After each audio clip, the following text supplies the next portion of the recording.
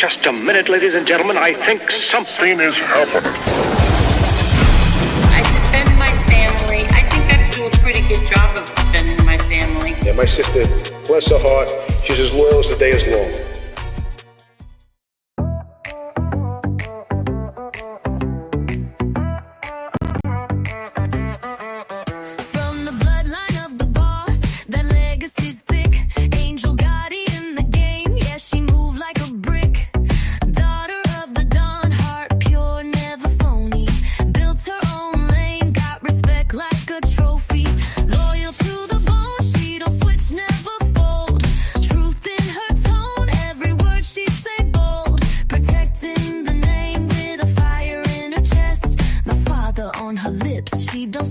For less. Angel Gotti, light it up like fire. Mob tube queen, take the hate up higher. Strong, sharp, real with a touch of grace. You feel the Gotti blood when she step in the place. Loyalty runs deep, she ain't never alone. She got street sense and pride in her tone. Say what she feel, always bold, never sorry. Bow to the queen. We talking Angel Gotti. A mother, a grandma with backbone and grit. She been through the storm, but ain't never quit. She wear that last name like a crown on her head and stand for respect, not the gossip that spread. Got love from the real ones and fans that ride. Cause Angel speak facts, she ain't gotta pick sides. She's got stories to tell with a heart full of fight. Built from the fire, now she shining the light. She don't need no crown, her name say it all. Standing 10 toes down, never scared to brawl.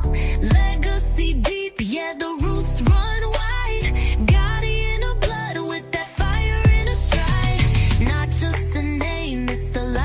Defend. You can love her or hate her, but she don't pretend. Here, Angel Gotti, light it up like fire. Mob tube queen, take the hate up higher. Strong, sharp, real with a touch of grace. You feel the Gotti blood when she step in the place. Loyalty runs deep, she ain't never alone. She got street sense and pride in her tone. Say what she feel, always bold, never sorry. Bow to the queen. We talking Angel Gotti.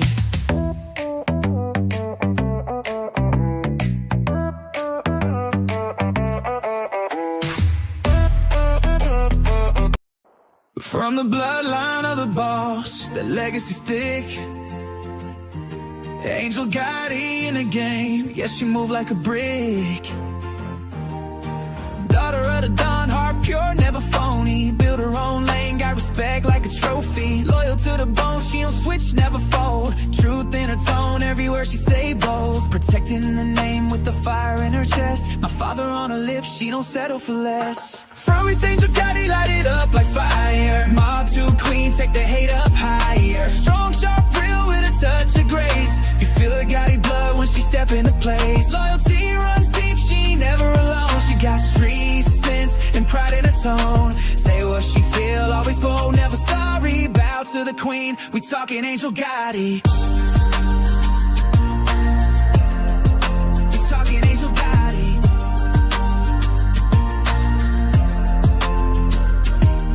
A mother, a grandma with backbone and grit. She been through the storm but ain't never quit. She wear that last name like a crown on her head and stand for respect, not the gossip that spread. Got love from the real ones and fans that ride. Cause angels speak facts, she ain't gotta pick sides. She got stories to tell with a heart full of fight. Built from the fire, now she shining the light. She don't need no crown, her name say it all. Standing 10 toes down, never scared to brawl. Legacy deep, yeah, the roots run wide. Gotti in the blood with that fire and stride. Not just a name, it's the life she defend. You can love her or hate her, but she don't pretend. Well, I've seen you Gotti light it up like fire. Mob to queen, take the hate up higher. Strong, sharp, real with a touch of grace. You feel the Gotti blood when she step in the place. Loyalty runs deep, she ain't never alone. She got street sense and pride in her tone. Say what she feel, always bold, never sorry. Bow to the queen, we talking Angel Gotti.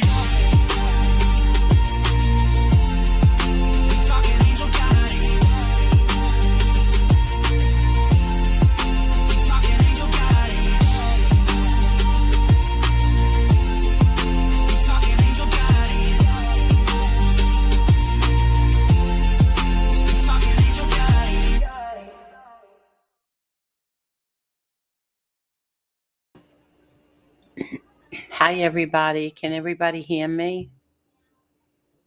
Just let me know if you could hear me before I... Hey there, Joy. Can you all hear me? Yes, okay, thank you. Let me get this off. Hello, everyone. How's everyone tonight? Dr. Jim's not here yet, so I'm just waiting on him. Let me say hello to everyone. Let's see. Thank you, everybody, for renewing your memberships. And thank you, DJ Kaz, for those songs. And thank you, Jerry. You are the greatest for my thumbnails. As everybody knows, my thumbnails are my tribute to my father. Right. My father. Let's see. I hope Dr. Jim does show up because there's a whole bunch of things I want to ask him. And maybe he could help some of you YouTubers, especially the ones who bully people. Maybe we can get him. Maybe we can get them some help. I'm just scrolling back. I want to say hello. Edwin, thank you so much, Edwin. You're such a sweetheart. Thank you, thank you, thank you. Edwin bought a membership. I forgot who got that, but thank you, Edwin. Let's see. God bless all chat family. Please press like. Yeah, don't forget to hit that like button. We are killing it in the likes department. I've been promoting the streams that we do. I've been promoting the channel. So thank you all very, very much. God bless chat family. Please press like. Blessings for Mrs. John Gotti Sr. Thank you very much.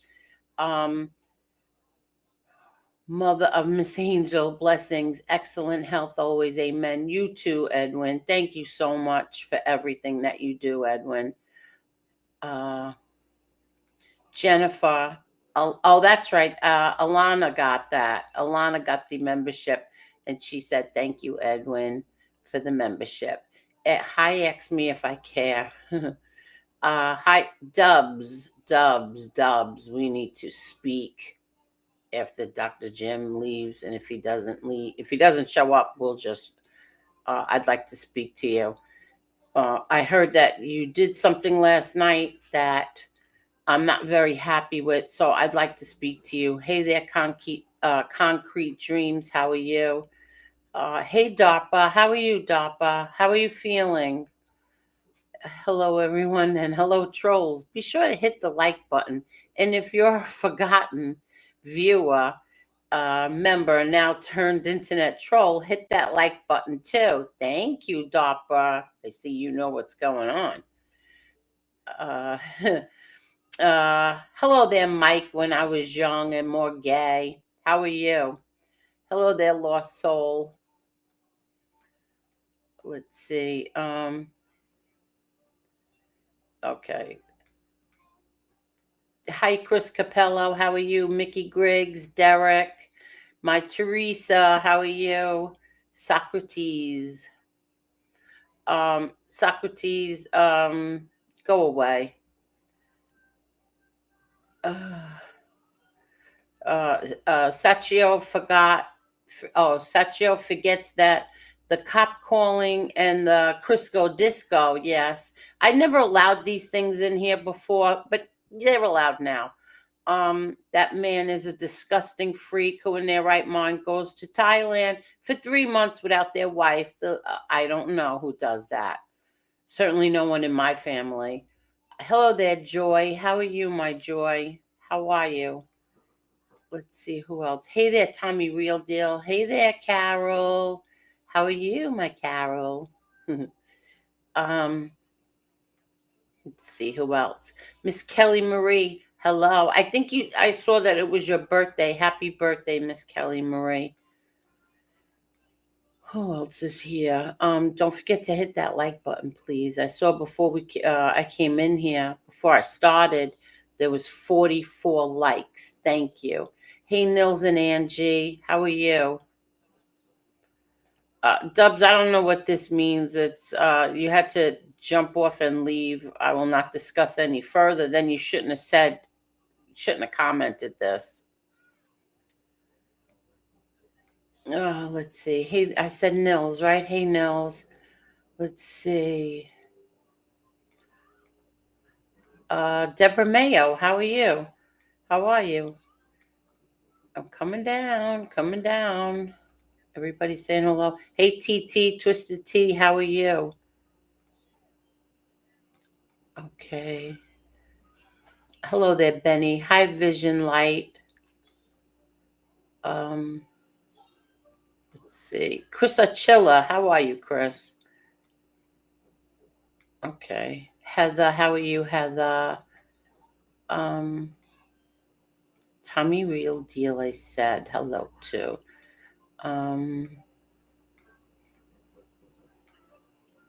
Let's see. I think I said hello. Everybody else is. Hey, Scott, how are you? Sonny, how are you, Sonny? My eyes are going. They're going. Hey, Scott, 73, how are you? Oh, let's see. Mickey Griggs. Okay. All right. I think Perfective Aggressor. How are you? Oh, look, it's not. Oh, look who's here. Very nice. Here we go. Hello there, Dr. Julian. How are you? I'm doing really good. I'm very excited to be on your beautiful show tonight, Angel, and I love your intro song. And please call me Jim. Jim, okay. How are Yeah. you, Jim? I'm so excited that you're here. Well, that makes both of us sound. It's pretty good. It's Oh, a pretty good good. situation. And like I say, you have some beautiful graphics on your show and so on. And I know you have a lot of callers and a lot of subscribers and so on and so forth. And so I'm anxious to tell you or talk about anything you'd like. Okay. I was wait. A friend of mine was going to join, but I guess we'll stop because he's not here yet either. But so tell us a little bit about yourself. So you are a psychologist, Jason had told us. Okay, that's all I know about you. Oh, okay. Yeah, I'm a psychologist. I live in Southbury, Connecticut, which is about an hour and 10 minutes outside of New York City. Mhm. Yeah, I've been here for 35 years. I was in clinical practice for over 20 years. I'm now just teaching. I teach at Purdue University online, teach people who want to be psychotherapists and counselors, and also people who want to work with kids on the spectrum. But most of my work over the last 20 years has been with what's called people who are dually diagnosed. And what that means is they have a mental health diagnosis, some issue with their mental health. It could be anxiety or depression, or maybe they have a bipolar disorder, something like that. But they also, on top of that, have a addiction. It could be alcohol, it could be crack cocaine, it could be anything like that. So it's a very tricky population to work with because you have to treat both the mental health issues and the addiction issues. And actually, most people who have an addiction usually also have some mental health situations going on along with that. Okay. So it's pretty common to see that, and so I've worked in hospitals and emergency rooms and clinics, and I've done things called IOPs, intensive outpatient treatment. I worked in emergency rooms where people would come in. I worked from 5 a.m. till 11 a.m, where people would come in off the streets, oh, I got beat up, or, I tried to hurt myself, or I tried to hurt someone else. And, or they just maybe had a delirium, or they had some kind of psychotic break, and they would come into the emergency room, and we had to set up, treat them and set up a treatment plan for them. So a lot of clinical experience in dealing with the public. And sometimes people, for example, people who were involved in the legal system, involved with things like domestic violence, and all that stuff. So a pretty wide range of things, and most everything. And just like, for example, people who get into trouble often, let's say, usually there's some sort of addiction behind it, whether they're using alcohol or drugs, or they're smoking pot, they're smoking it up, right? There's something there that's they're doing other than just getting into trouble for no reason. For example, many people I dealt with had 4, 5, and 6 DUIs, Really? and would deny, Jim, it has nothing to do. I'm not an alcoholic. It's just the police in the area have it out for me, because they park outside the bar, so they all have. So they all have an excuse for their behavior also. So it's not his fault, their fault that they drank and went out and went to go drive, but it was the cops waiting outside the bar.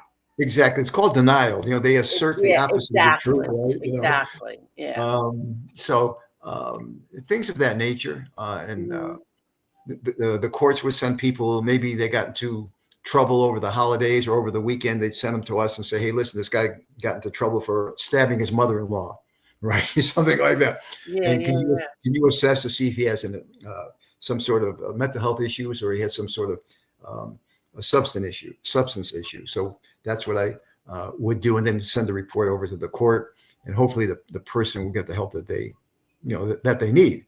Mm-hmm. So always busy, because the people taking drugs and using drugs, it's not going down. It's rising. Up. Yeah. Oh, So it's always really? there. It's always there, and people from all stratospheres. For example, you could have the businessman who's making $500,000 a year, and you could have the poor person who's living in say a tenement project type of thing, and with really no money, and they're both using the same drug. So it's like it goes across all socioeconomic classes and so on. Wow. See, I knew someone once who had a drug problem. He was addicted to pills, opiates. He was addicted to, I guess, cocaine. Then he got addicted to the pain pills, and he was also bipolar. So he used to blame his addiction to the pills on his bipolar. Now, a lot of people feel that bipolar is just something that's made up by by people, crazy people, drug addicts, whatever. Is bipolar just a made up thing? Well, it's a real thing. It's a real thing, and I'll tell you why. Because people that have bipolar disorder really have these absolutely huge mood swings. They're manic stages when they're up, and they're up 48 hours, and they're getting everything done. They're cleaning their house, they're cleaning their car, they're doing all kinds of things, and then they crash and they go down into a depression, right? So bipolar, two different polars, right? Right. And it's a real thing. There's some evidence of a genetic predisposition for that. Maybe someone, the mother, the father, the grandfather, the grandmother had something like that, and it might have gone undiagnosed, but now this person has it. And a person who is who truly does have bipolar disorder, whether they're on medications or not, is a very tough person to live with. Very, very tough. Well, unfortunately. My brother-in-law, my ex-brother-in-law had he was bipolar and manic depressive. So, but he didn't do drugs, he didn't even like to drink. He wasn't even a drinker. So I remember those really, really highs, and then those really, really lows. And I remember, he would even call my mom, he'd call me and say, like, he didn't sleep for 3 days and he was exhausted and he still can't sleep. So I know that part of the bipolar and manic depressive, but the other side where the other one where I felt like he was just using drugs just to, use drugs and then blame, well, I have bipolar disorder or whatever. Is that possible or no? He really. Well, he could have been using drugs. I mean, I don't know. He could have, but here's what happens. People who have psychotic, using an excuse to get it, to abuse opiates on being bipolar. yeah, it's not what I unusual.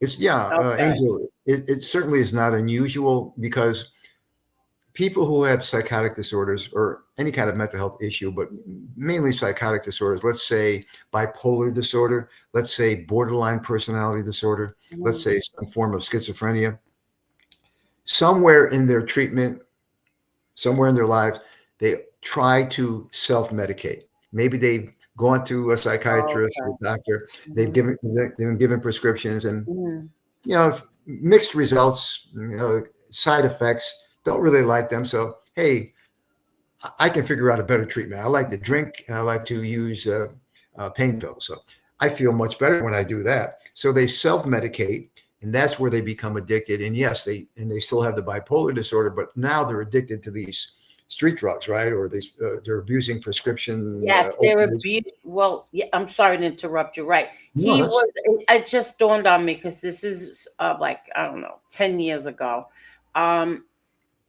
15 years ago, maybe. He was prescribed these pills by a doctor. He was getting, I think it was 300 a month. But he would run out within 2 weeks. So that's when he would buy the pills off, I guess, a dealer on the street or something.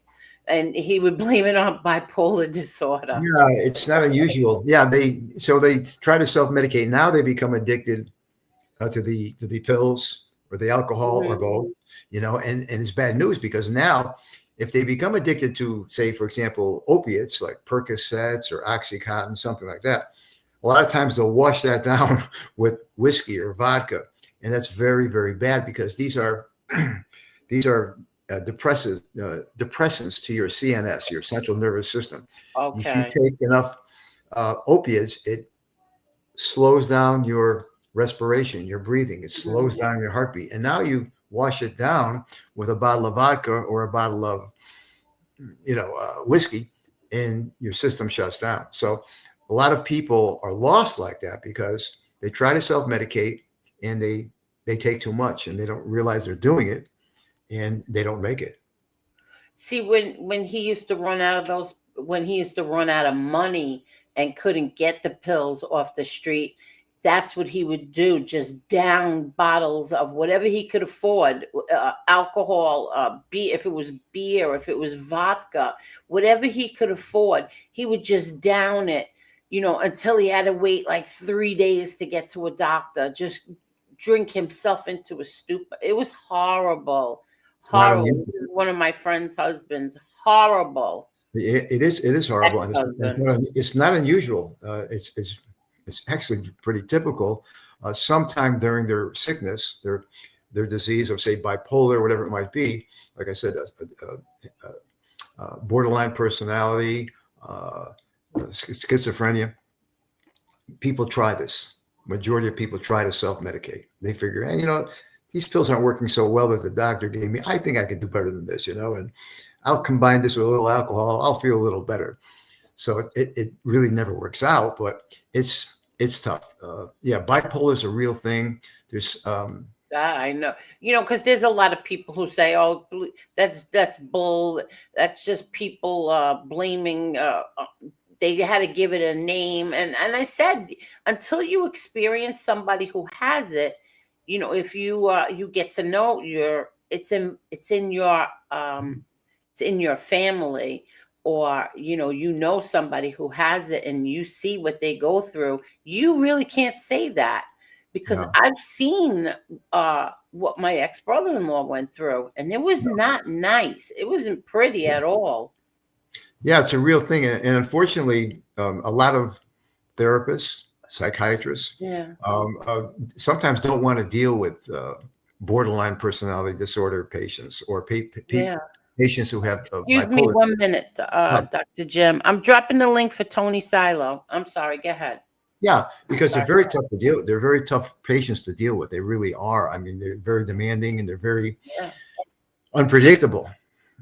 So it's a tough population to deal with. I feel, and I really feel for the families because the families, try their best. But if you have a person with true bipolar disorder and you're living with them, it's really tough. It really is. What is the solution? I'm not sure, but the best thing for the person with bipolar disease or bipolar disorder is to be on some kind of medication regimen and to sort of be in therapy and try to change your lifestyle a bit. I recommend, I'm not in favor of medications for people who have, say, for example, typical depression or typical anxiety. That could be, You don't feel that people should be taking, like, say, Zoloft or something for no, depression? no, I don't. I feel as Oh, though that's a really? Band-Aid. It's a Band-Aid. I feel as though see, a psychologist like myself, we go for holistic cures. I shouldn't say cure, stabilization. We go for holistic stabilization, which would mean a change in diet, a change in attitude, exercise, formulating a routine every day.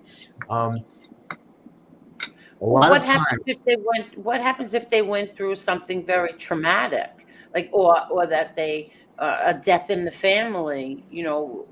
Okay, How's well, that's exercise okay. going to help that? How's exercise Yeah, going to help that? I shouldn't say it's okay, but yes, if someone came to me and said, "Hey, listen, Jim, I haven't slept in 2 days, but so and so passed away, unfortunately, and I had some other bad luck in the last month or so, and I just can't, I can't sleep." I'm all in favor. Let's get this person sleeping aids, something that's going to help them get back to sleep because you have to sleep, right? Yeah. Let's get them over this hump, right? And then once that's over, we don't want to keep them on the sleeping pills anymore because now they're going to get addicted to that. Although there are some sleeping aids that are claimed to be non-addictive, but you don't want to be on sleeping aids for too long because you never get into those deep stages of sleep, and that's what you need because in the deep stages of sleep, when you're really, you're snoring away, right, and you're hard to wake up, the cerebral spinal fluid comes from your spine and it washes your brain. It takes away the toxins in your brain every night. But if you're on sleeping aids, you don't get into those deep stages of sleep normally. And so you're going to have a dirty brain. You don't want that. You want to have your brain nice and clean. So sleeping. Really? I've never heard that before. Yeah. Really? Yeah. So that deep stage of sleep is what you need. And when I'm saying deep stage, I'm saying, come on, Angel, wake up. You say, oh, okay. Oh, that's a deep stage of sleep. That's what we want you to get in. You don't want to stay in sleep too. In other words, if somebody comes to you and they're severely depressed because, say, they lost a child or they lost their mother and father, you don't think that they should be put on something that could help them, a medication that could help them? Temporarily. Oh, you do? Okay. Yeah. Until they get over that, maybe for a month, a couple of weeks, whatever it might be. But then you've got to sort of use your coping skills. And there's things that you can do, natural things you can do, your diet, your attitude, exercise, and many other things. To really people who say, hey, Jim, I'm here because I'm depressed. Hey, Jim, I'm here because I'm very anxious. It doesn't require medication as much as it requires a lifestyle change. However, we're living in America. And what do Americans want? What do Americans want? And when do they want it? They want it yesterday. Yes. Right? Go ahead. Yeah, you're right. And so somebody suffering from anxiety, you don't think they should be on medication. They should be exercising and there's a lot of things they changing their diet. You got to change your attitude. Yeah, maybe cutting off YouTube. Got to change your way of thinking. Got to change your attitude. You got to change your diet. You've got to incorporate exercise into your daily regimen. I don't care if it's playing tennis or golf or going to the gym and lifting weights or running on a treadmill. You've got to have a routine. You've got to know where you're going to be. If I said to you, Angel, where are you going to be next Tuesday at 2:00? You can say to me, Jim, I'm going to be doing this. I'm going to be over here. That's what I do on Tuesdays at 2:00. when you ask people who are depressed or anxious, they don't have a routine normally, and they really don't know where they're going to be or what they're going to be doing. So all of this stuff really helps, and meditation is the key to all of this. This is the biggest part. How you doing, Dr. Jim? How you doing? I'm Tony. I'm Tony, how sorry. are I you? was going to wait for him to stop talking and then introduce you. I'm sorry. But I'm curious about this now, meditation. So what do you mean by meditation? What is that good for? People who have anxiety, depression, usually their minds are very, very active. You know, Jim, I can't concentrate. I can't focus. You rest your body, but you never really rest your mind, right? So clearing your mind, living in a mindful state, a state of mindfulness, I should say, where you live in the moment. You don't worry about yesterday, right? That's in the past, right? Mm-hmm. And you don't worry about the future, right? Because we don't know what the future is going to be. People who are anxious or depressed usually have a negative view of themselves, have a negative view of the future, right? And therefore, they can't live in the moment, whereas we should all be living right for the moment right now. If you do that, it's a much easier way to live, right? Because we can't do anything about the past, and we don't know the future. So living in the moment is really everything, and it's hard to do. And mastering meditation, or being able to meditate for 10 or 15 or 20 minutes, it's hard to do. It takes some practice. And once again, it's hard to get across to many people because, Jim, my mind is so active, I can't meditate. Well, that's exactly why you need it. You've got to quiet your mind. Only think when you have to, right? So there's so many things we can talk about. There are different conversations, different ways to go. But Yeah, so I have a whole lot of things to ask you, but so how do you meditate? What do you do to meditate? You sit in a room by yourself. What do you do? you know, I never started meditating until about 10 years ago, and I'm embarrassed to say that, but when I did, it took me about a month to get into it because I couldn't get the thoughts out of my mind. You know, I'm trying to meditate and different thoughts are coming in, but basically what I do is I'm sitting in my home office right now. I sit in my chair, turn all of the lights off if I could, and make sure everything's kind of quiet, and just sit there and you think about nothing. You quiet your mind. You totally concentrate on absolutely nothing. Now, for the beginning meditator, there are different applications you can use on YouTube or on your phone, whatever it might be. Just background music to help you relax, and just don't think about anything. It's very hard to do when you first try. That's why it's a practice of meditation. You've got to practice, but once you practice it and you get into it, you'll be driving home, and instead of saying, well, I can't wait to get home because I'm so hungry, and I can't wait to get home to meditate. I can't wait to get there so I can quiet my mind. It's great. Yeah. Tony, you okay? Yeah, I'm listening because I see it both ways. I see what he's saying, and look, I was comparing the two situations me and you had. Angel's mom lost the son in 1980. I lost the son in 2018. Okay, we also lost an uncle back around 81, 82. So it's completely different practices of doctors from 1980 to 2018. You know what I'm saying? A lot of medications have changed. A lot of doctors' theories have changed on how to treat it in those, 28 years, 30 years. You know, it changed the whole bunch between the doctor and the medicines. You know, and it's also different when a couple loses a child compared to a sibling. You have the wife who may act one way and the husband who may act another way, you know, and the husband's got to be there and be strong. So I dealt with it through meditation a lot on my own. I didn't take any Valium or nothing, but I did have to, you know, my wife had to be medicated. And I believe Angel's mom dealt with it, you know, in a different way than her dad. So it takes a long time for the ladies, if you're not going to get over it, but there's a way to deal with it for the rest of your life. Does that make sense? I couldn't have said it any better, Tony. I couldn't have said it any better. See, you want to know what my attitude is? My attitude is always, my daughter's over here, she can tell you. My attitude is, you don't have a problem in the world as long as your kids and you and your family are healthy. That's my attitude. If everybody is healthy and okay, Who gives a shit about everything else? That's how I feel. You know, you go. And That's the way. I was never addicted to drugs, never addicted to alcohol, Good, never, Angel. Good. yeah. So to me, oh, Vic, you're walking by. No, no, no, I don't want you to be on camera. So to me, I don't comprehend people getting addicted to drugs or alcohol, but I can understand if people did when they lost when they had a loss in their life. A child died, or they were their husband died, their mother, father died. I can understand, but being medicated, I can comprehend, but for only that, for a loss. Yeah. Well, I put it like this. Dr. Jim. December 15th, 2018, our life was just be fun. We were financially secure already. We had two boys, young in their one in their teens, one in their early 20s, and everything was a vacation, fun times, nothing. My son passed December 16th, 2018. From that minute on, life is completely different. And I still to this day have to alter the way I am with everybody to make sure certain days don't bring up certain reminders. So life changed forever, And you do have to watch certain things you do that are different now than they were the day before. You know what I'm saying? It's like I'm always on guard for my son and my wife in that way. Well, And that's a beautiful thing. and it's a different ball game from that day on.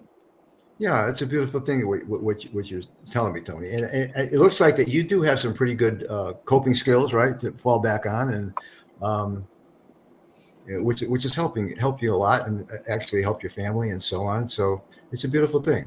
I had a lot of strong male personalities around me for support, and I had to make sure. Sometimes you had to do baby steps some days for a long, long time. It doesn't snap a week, 2 weeks, 3 weeks. Some people, it takes a year just to get motivated again when they lose a child.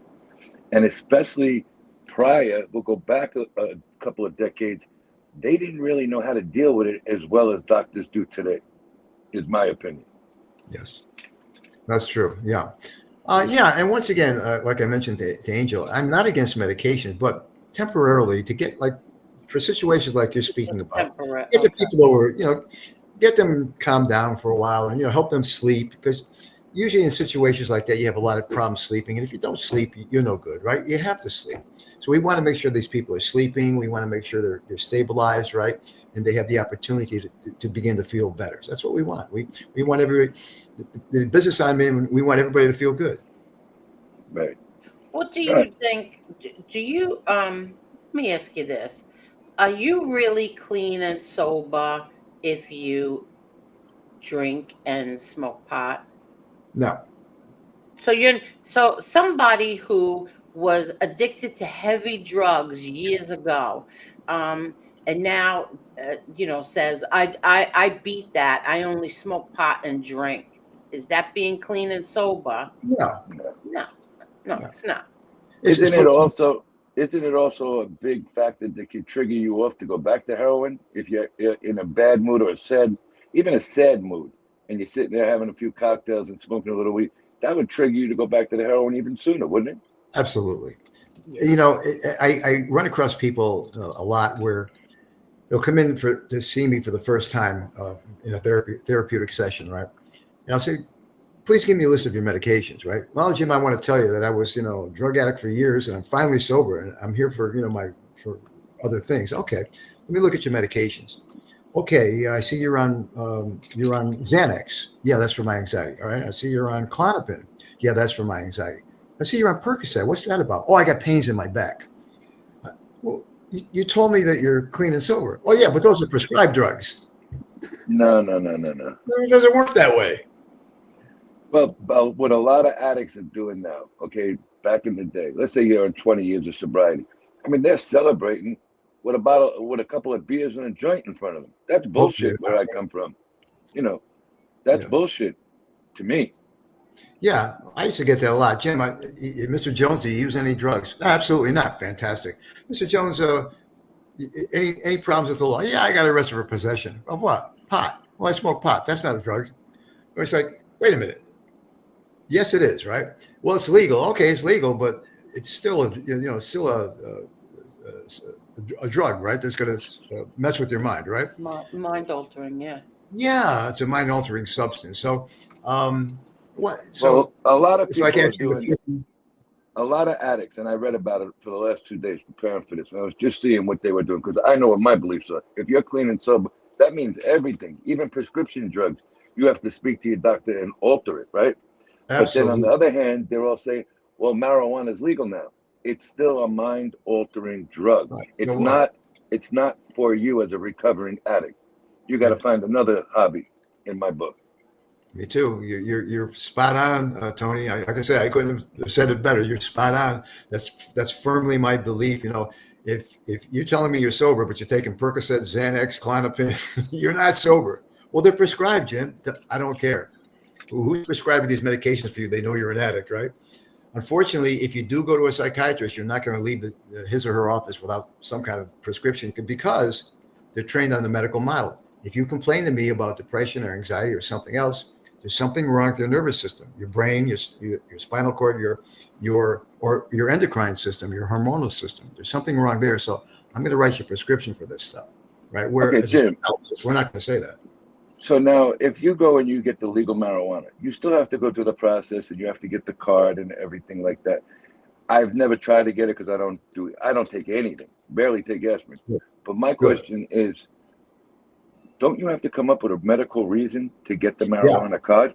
Yeah, So you a have lot to of it's fake anyway. Most of it you'll get it illegal anyway, because half of the people with the card don't have an illness. Yeah, well, you have to get a diagnosis from a doctor saying, you have some kind of trauma or whatever it might be, right? You have to get a diagnosis first of all. But what's going on now is there's more arrests for marijuana stuff than there was before they made it legal because the people are not carrying it properly. They're smoking it on the street. They're smoking it while they're driving because it's legal. So, and they're so it's not really working out so well that way. But yeah, I mean, they have to get a diagnosis and then you get the card and then they smoke it up. And of course they buy it for their friends. And the problem with this is this, we're having a lot of people checking into emergency rooms after smoking pot. Jim, what's going on? Because the pot people were getting on the streets was cut up like 10 times by the dealers, right? But the pot they're buying in the dispensaries now is powerful. It's really good stuff, as they would say. It's not cut up with anything, right? The government's selling it. So it's very powerful and it's really knocking them on their rear end, if you get what I'm saying. And all these things that they're eating and stuff like that, people are checking into the emergency room, with a lot of distress because these things are so powerful. Let me have a two-part Wait, question. 1 minute. So I have the camera off because my daughter's making something to eat. Listen, so you're saying the dispensary pot is stronger than the pot they're getting on the street? Oh, yes. The street is cut up. The dealer's cutting it up. The distributor's cutting it up. They're all trying to make it last, and make as much money as they can. But not the government is really giving you the good stuff, and it's very powerful and it's very potent. And some people aren't. Their system's not ready for it. They're eating all these brownies and like they're candy, and they wind up in the emergency room. Well, I do know. I told this story a few months ago. I do know this older couple. In their late 70s, who did take gummies. And so what happened is they took a gummy each, and after about a half hour, nothing happened. They did have aches and pains. They were close to 80 years old. So they had aches and pains. They told them, take the gummies and, you'll be okay. And so after a half hour, nothing happened. They took another one. And here we go. The man ended up, they called an ambulance. Yeah, it's funny now. It wasn't funny then. He ended up in the emergency room. They had to call an ambulance because he could not feel any part of his entire body. Nothing. This is what's going on. I recently heard a story where the son says to the dad, Dad, try this brownie. And the father goes, all right, take the brownie. He winds up in the emergency room because the kid, he said, oh, Dad, I'm sorry. I thought you might get a little high, but he wound up in the emergency room, right? He found out he wasn't ready for that. He didn't smoke pot. He had no resistance to that. So he ate the brownie and, he was kind of mad at his son, I tell you that, but he wound up in the emergency room as well. I mean, so there's powerful stuff. Drugs are powerful things that are not meant to be in the body.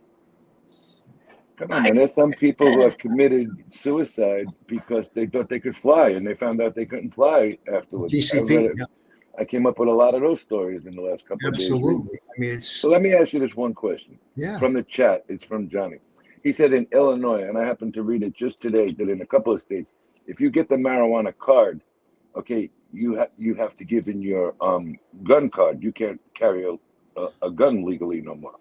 In a few states. Probably a good idea. I wasn't aware of that, but it sounds like a good idea because he's specifically talking about Illinois here, and I read that in several states. If you have that card, you can't have an arms card no longer. This is the first I read about it. So I wasn't aware of, but it does make sense because once again, when you're smoking that stuff, you're not in your right mind. I mean, people might say, I smoke every day, but you're not in your right mind. And let me just say this: you remember years ago when Nancy Reagan came out and said, what should we do about drugs? And she said, just say no. And everybody laughed at her and, that's simple. But what happened was, it turns out that she was kind of right because all the people I've talked to over the years who chronically smoke pot or use drugs, whatever it might be, and now claim that they're sober, and some of them are actually sober, they still have these intense cravings, even though they've been clean for 10 or 20 years and they have a sponsor, maybe someone helping them stay sober, right? And so on. They have these intense cravings. Jim, I have these cravings to this day. I haven't used drugs in 20 years, but man, do I want to use every day. And every day's a fight, And they have these cravings because your brain chemicals actually change from chronic use. And you're always going to have those cravings. It's a daily fight to stay sober if you are a former addict or someone who chronically used pot. So now something you see now, and we even see him with Hulk Hogan. I was reading something new on him today. A lot of these former football players, former combat athletes, okay, on painkillers, your body takes them a little better when you're an athlete and you're in shape. You see a lot of them dying at the very tail end of their career or after they retired because they're not as active in the gym no more and they're just laying there getting effed up. You know what I mean? Yeah. What does that do over a long period of time to you? Taking those things for a long period of time is going to change your biochemistry, which is a big deal. That has a lot to do with your nervous system, which dictates your heartbeat, your respiration, your breathing, and all that. So if you have a history of that, your biochemistry has changed. Anything that you're doing that might not be kosher, right? If you're smoking a little pot, if you're drinking some alcohol, all could contribute to that, you may have cardiovascular disease. It all just adds up and adds up and adds up. And as you get older, you pay the price. I mean, I love Hulk Hogan. He was only 71 years old. That's a little bit young to die, right? He was supposedly in good shape, and doing his poses and everything. But look, Doc, how great a shape could you be? He was on 28 surgeries. I know he had knee replacements and all that. I know that. It looked sometimes these altering drugs, steroids included, can make you look a lot better than you really are inside.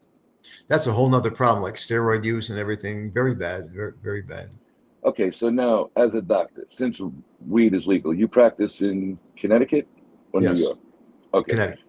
Is marijuana legal there? Yeah, right? Yes. All right, since they made it legal and more people are getting the card and smoking the weed, obviously, has business gone down, number one? And number two, do you recommend to your clients marijuana use, legal marijuana use? Absolutely not. Unless, there are some uses. I know it's used for glaucoma. I know if a person has stage 4 cancer or something like that and they're in a lot of pain, give it a try. If it's going to help you, that's fine.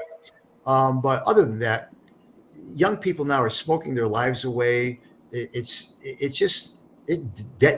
numbs your senses. It's not a good thing. We've all seen what they call stoners. They're kind of out of it all the time. I teach in the colleges, and I have some students that give me that blank stare every day. When they walk into the classroom, I can smell marijuana on them. It's like, Yeah, and it's just they're there, but they're not there. I mean, it's the dumbing down of America. You know, All right, there's a question here. That's what my Space- daughter just said. Yeah, it's dumbing down on America. Exactly what she just said. There's a statement in the chat. It's a plant. Come on, LOL. Well, it's not just a plant. It's a specially grown plant, And correct? so is poison ivy. My daughter said. yeah, don't eat poison ivy. Well, yeah, I heard all the arguments because I was doing relapse prevention for many years, and I had people who were on probation or parole, and they all were mandated for treatment. I got that argument all the time. Jim, it's an herb. It's a natural substance. There's nothing wrong with it.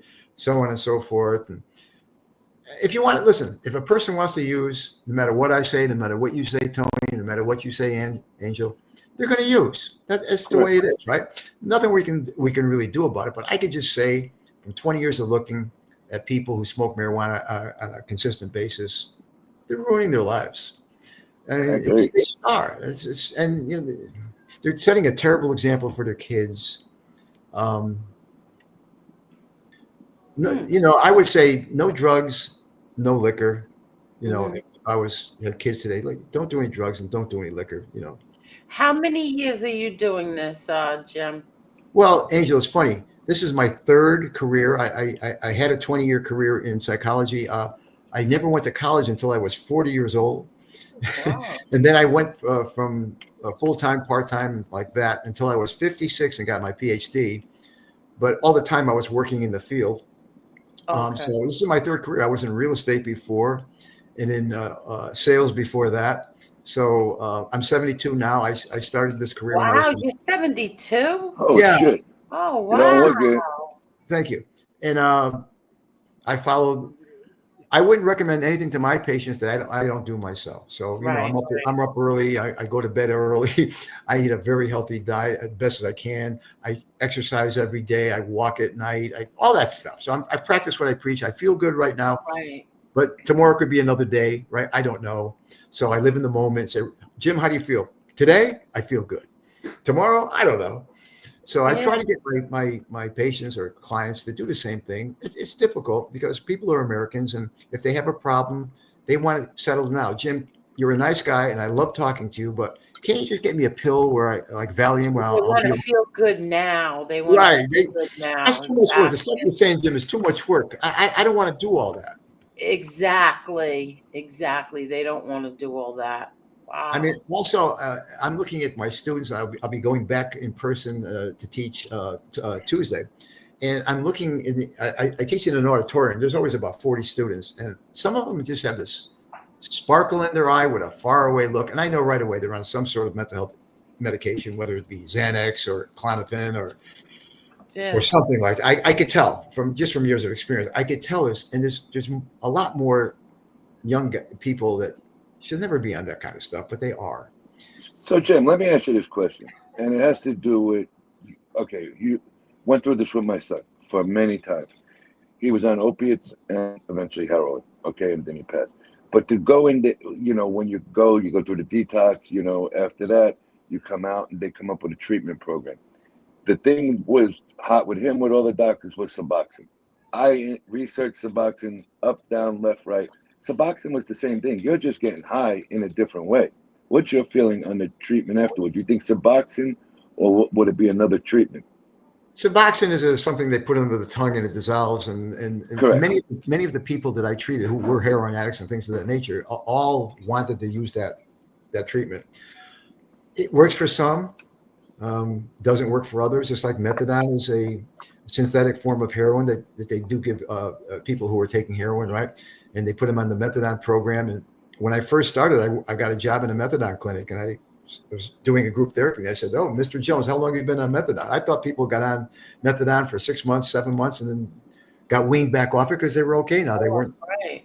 No, in my opinion, I've been on 20 years. I've been on 10 years. Well, let him finish. So they've been on it. So it's a lifetime thing. But isn't it much better, like the Suboxone or the methadone? Isn't that much better than doing heroin? Because they are functioning on methadone, and because I have a friend whose brother is on methadone. I think 30 years, something like that. That's But what it is.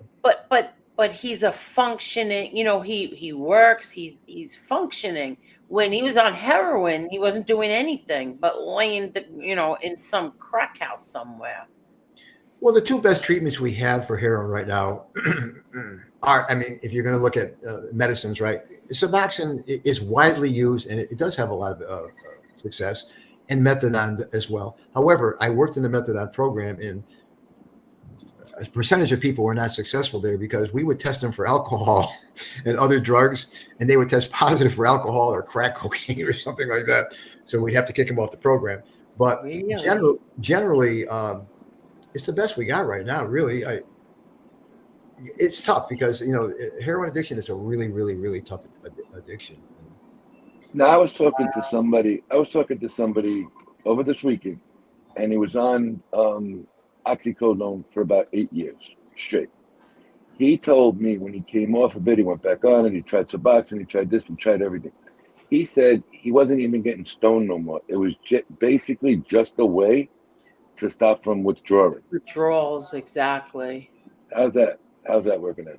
The number one fear of most addicts isn't like getting caught by the law for buying drugs, or it's being It's the withdrawals. Yes, Angel, it's the withdrawal. That's what they want to avoid at all costs. At all costs, right? So that's what they're trying to avoid. So in order to avoid the withdrawal, as you know, they may lie to their families and friends. They may steal, right? They may go out there and steal from the stores, or what they call it boosting, right?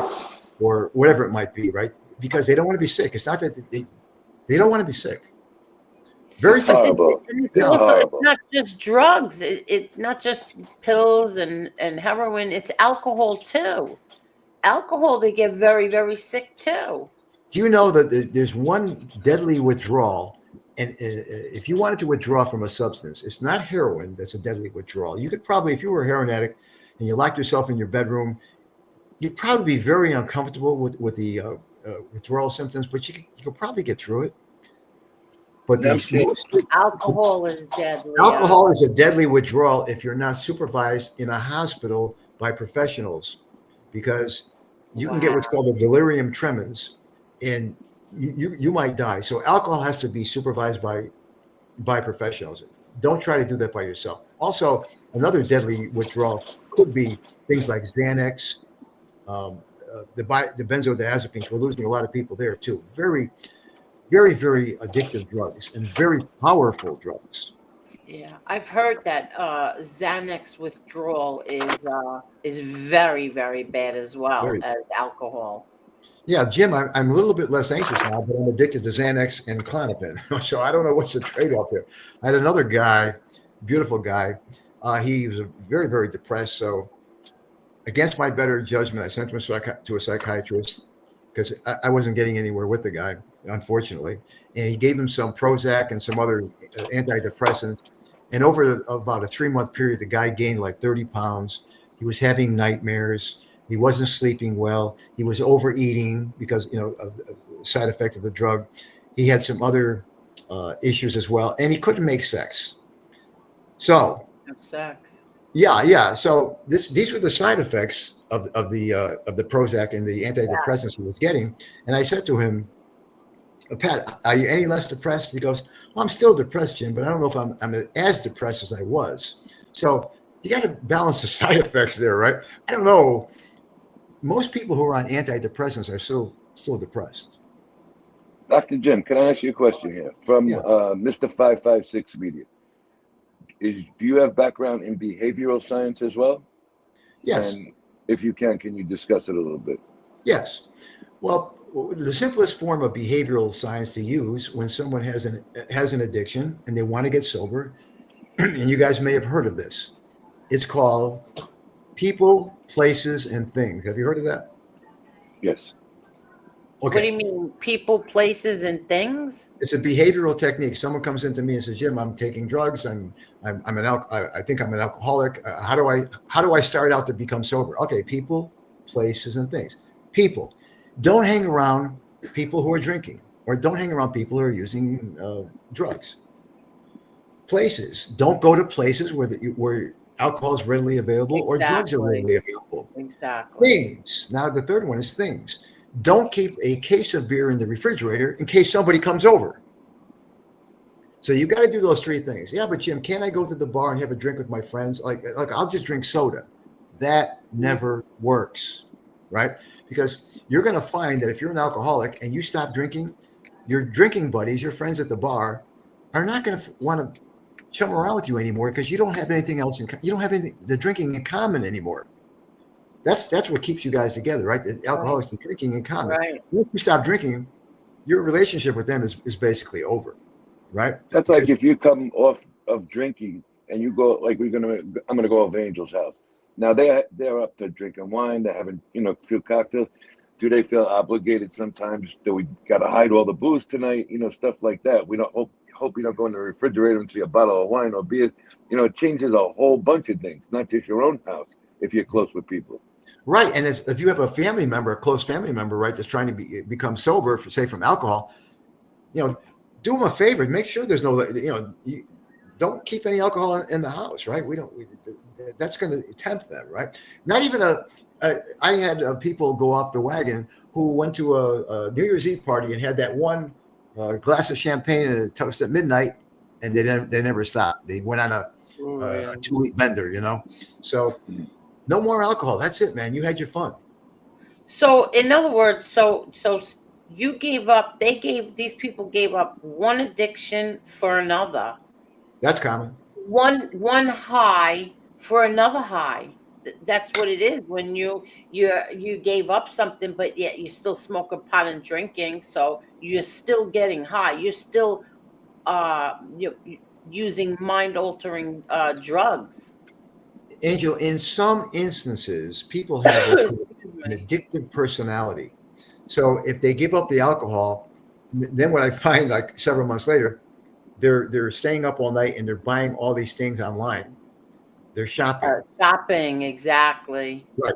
They're charging $1,000 a night, and then they're sending it all back once it comes.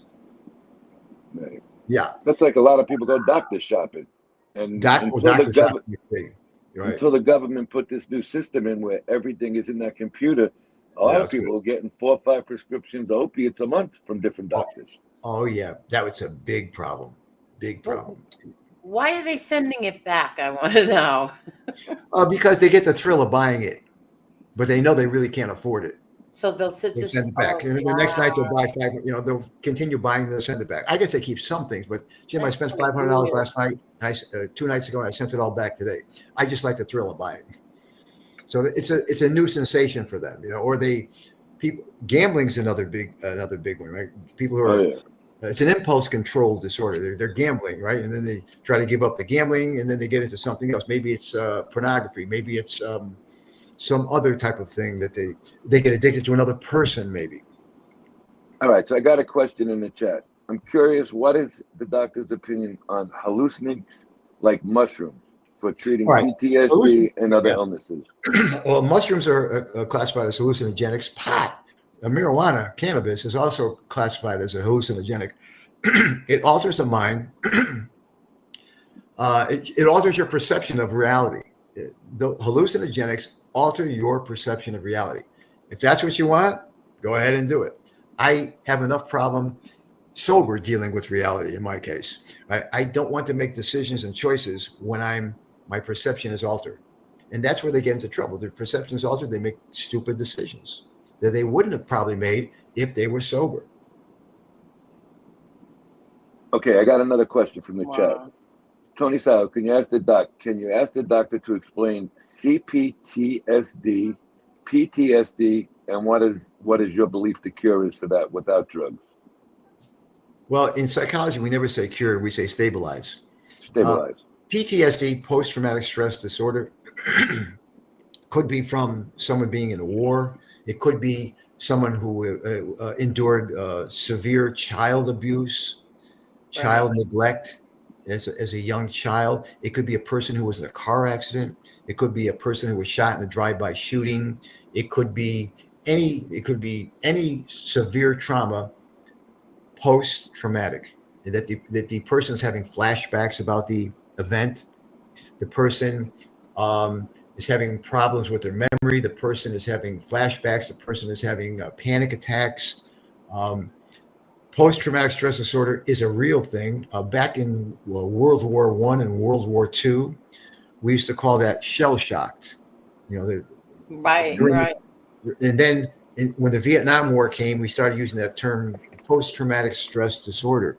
It's a real thing. It's a very serious disorder.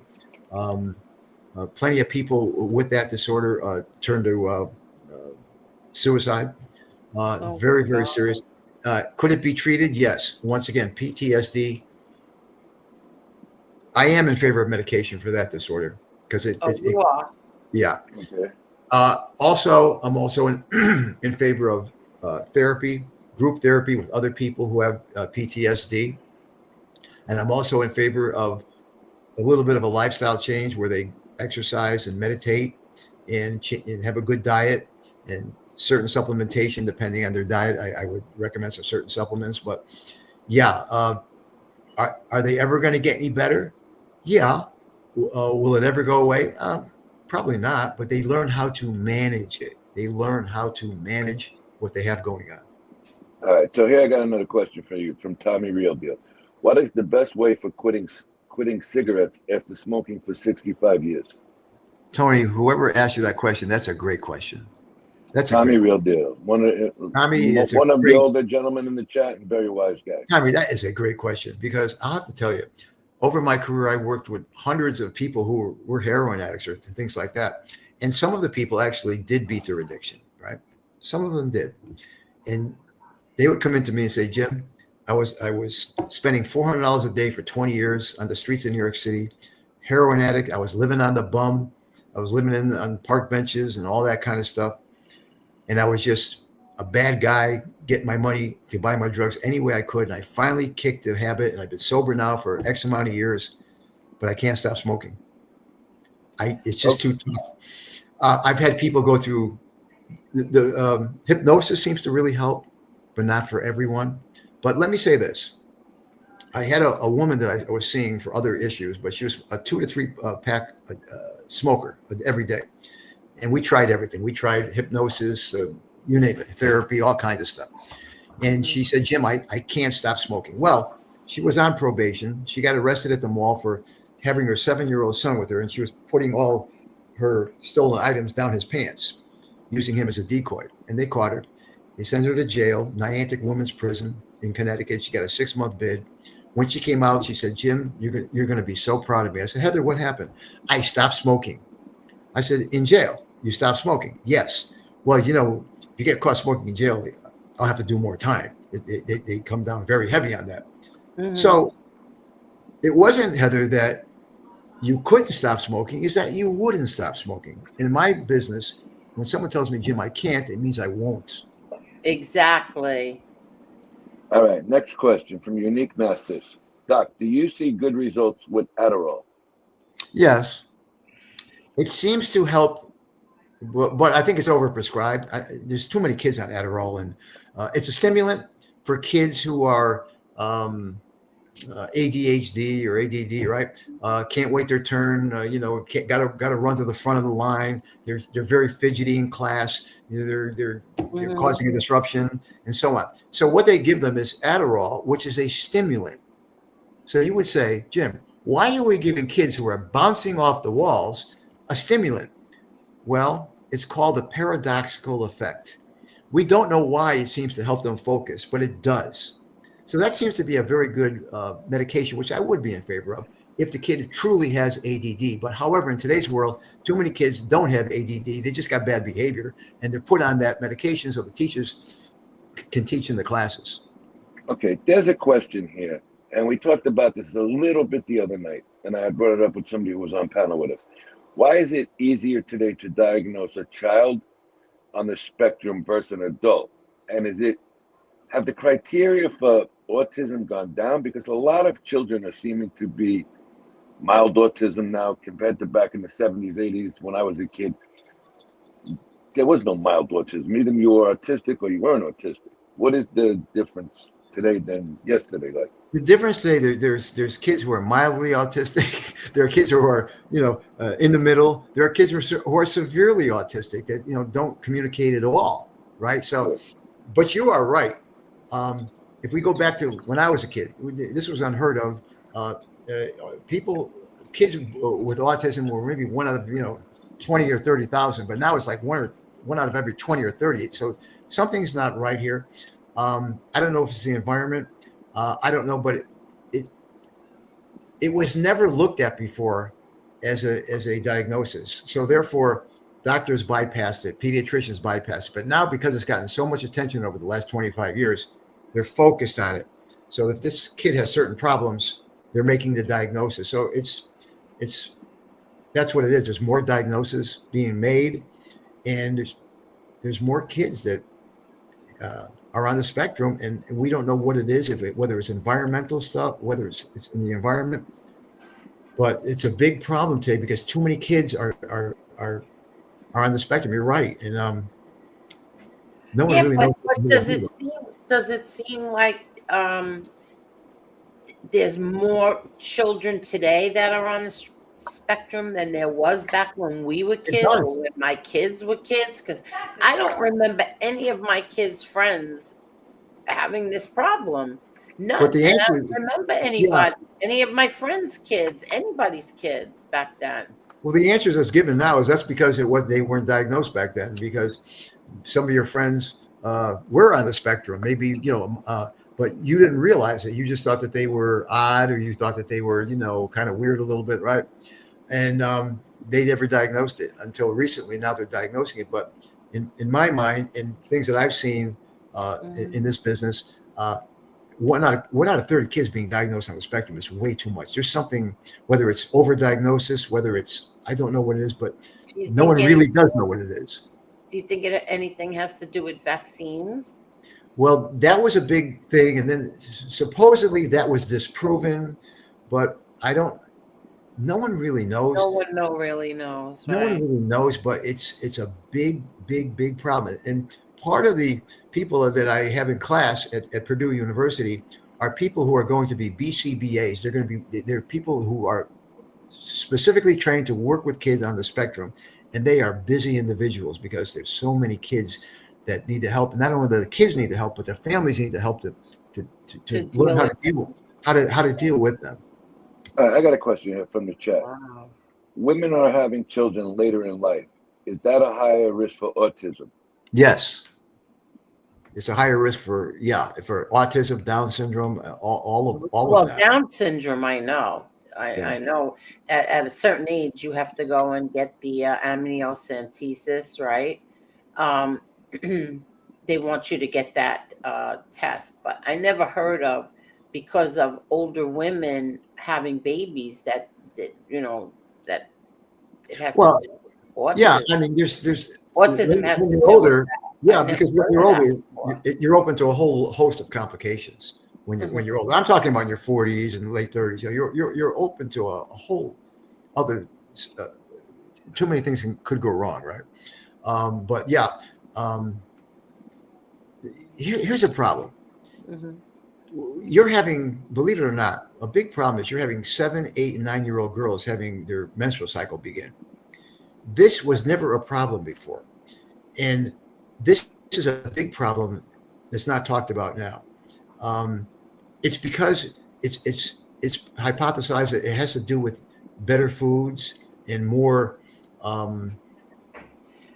I was going to ask you, is it the garbage that they're putting in our foods, pesticides and stuff? It is. I don't know. Once again, this is something no one knows. This is a big problem. I've had people come into my office when I was in a clinic. This is my daughter. She's 9 years old. As you can see, she's got the body of a 15-year-old, and she's very sassy. Yeah.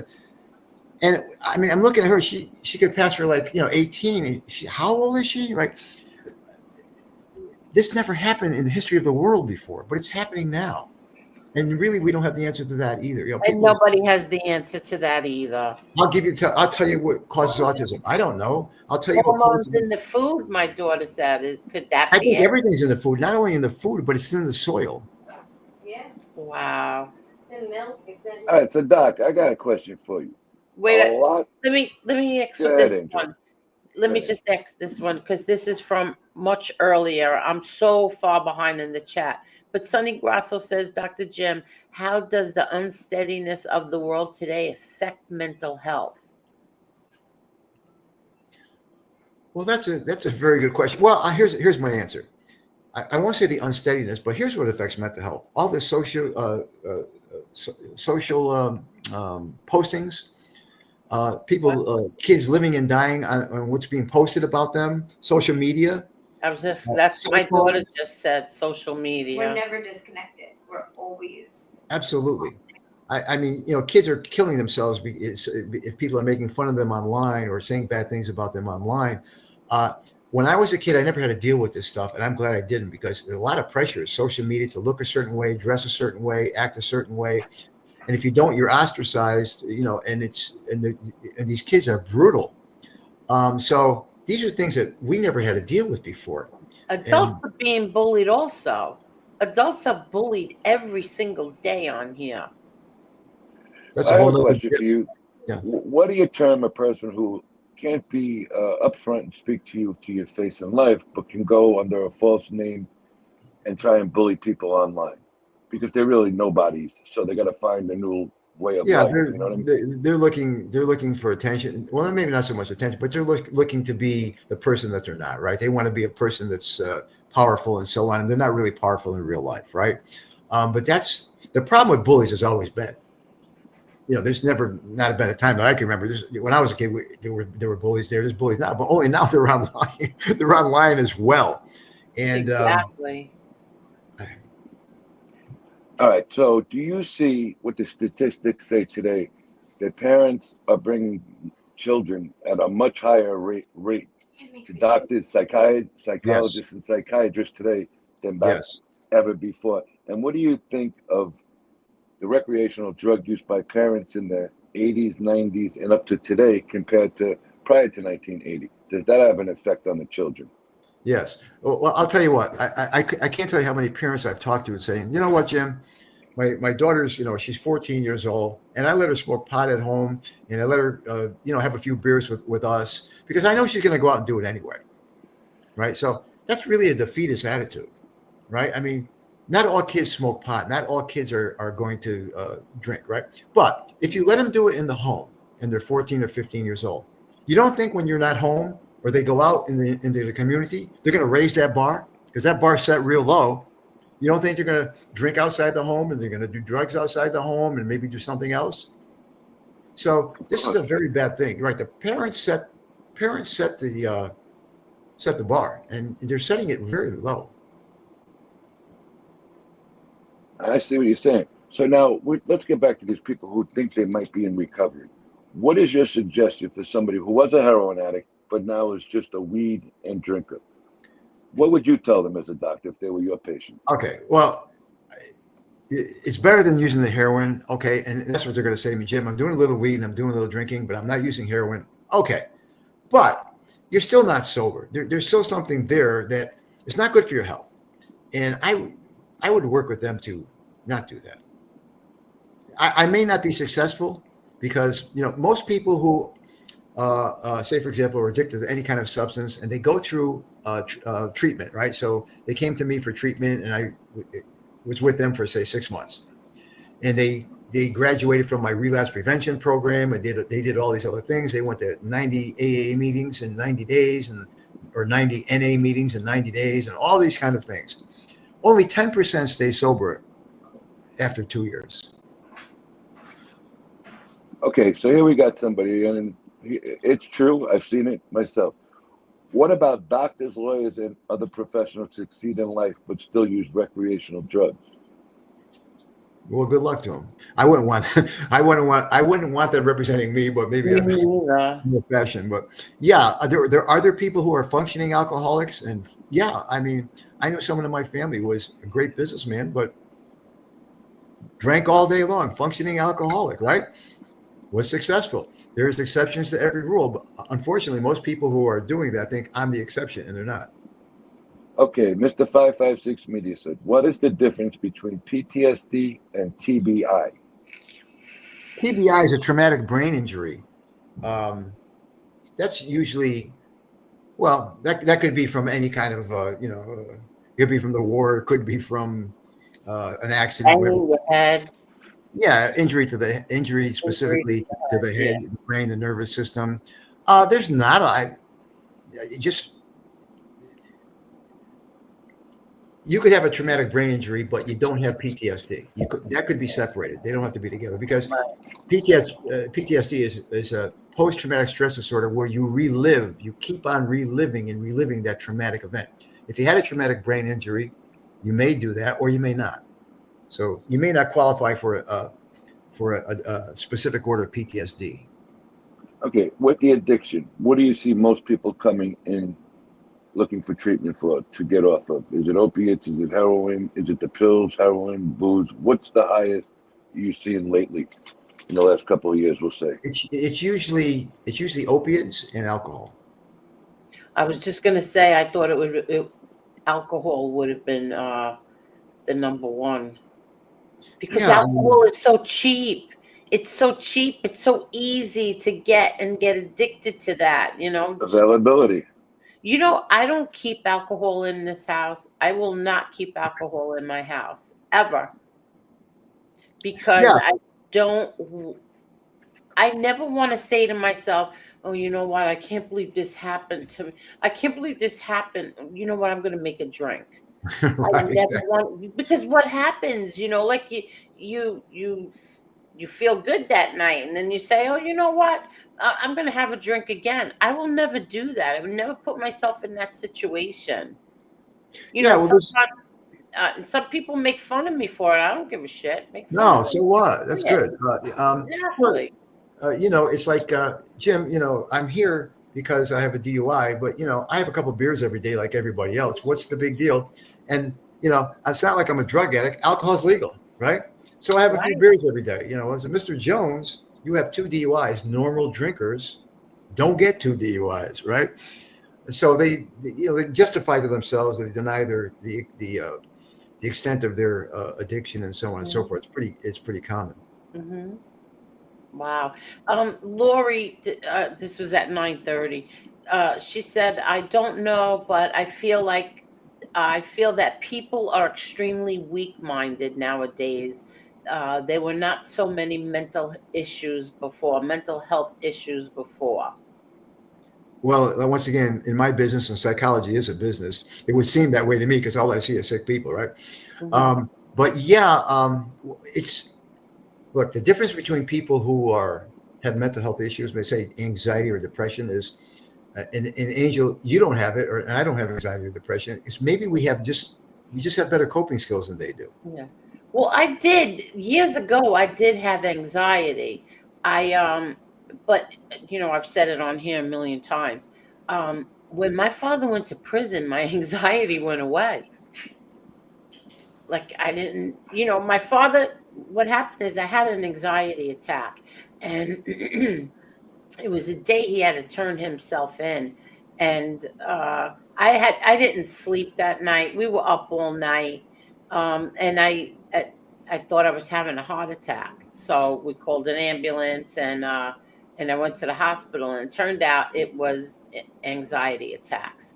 So that went away. Then they came back again. And my father had a lot of doctor friends, and he had one call me up, and he said, Angel, I want you, the next time you have an anxiety attack, I want you to talk to yourself. I want you to keep talking to yourself and say, this is just anxiety. You're going to get past this. Ignore it. Just whatever he told me to keep saying to myself. And what happened? I'm on I think it was the the Whitestone Bridge.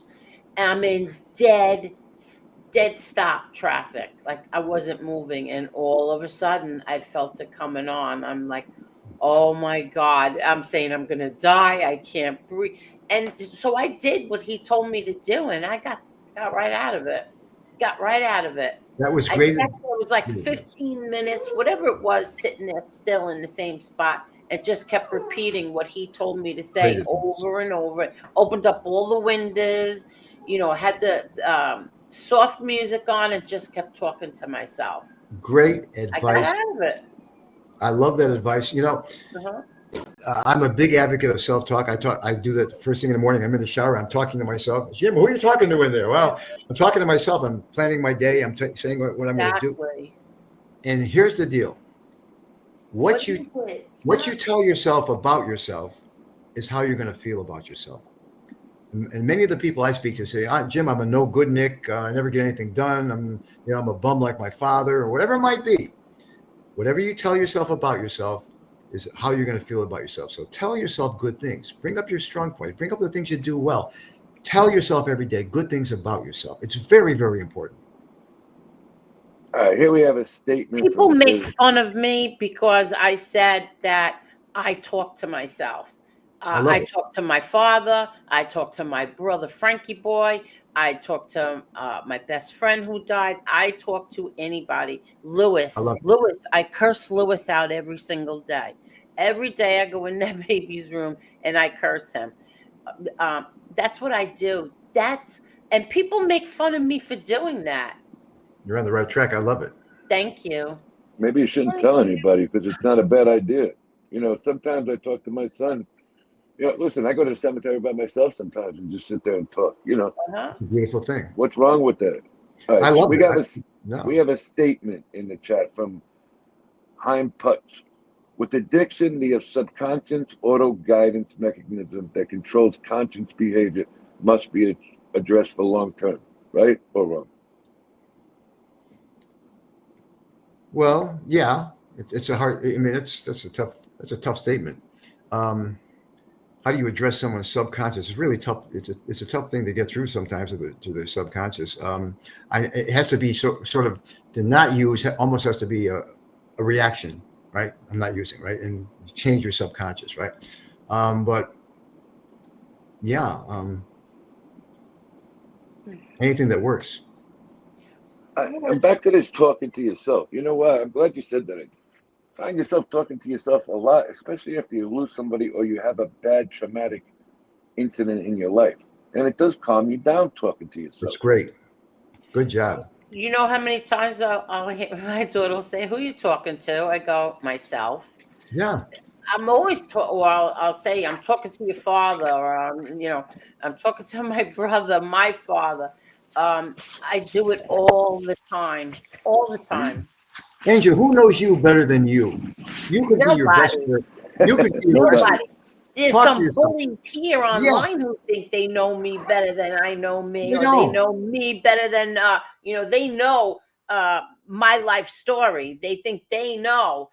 They constantly saying my mom's Jewish. When I keep telling them my mother's not Jewish. If my mother was Jewish, I would say we're Jewish, and I'd embrace it. Like stuff like that. It's like so ridiculous. What do you think of online bullies? Oh, first, let me ask you this. What about OCD? People who have OCD. That's obsessive compulsive disorder. Uh-huh. These are people who live 10 minutes away from where they work, but are always late because they get in their car and they say, "Oh, I forgot to turn the oven off." They get back in, check it, and they get back in the car. Well, maybe I didn't. I should check it again.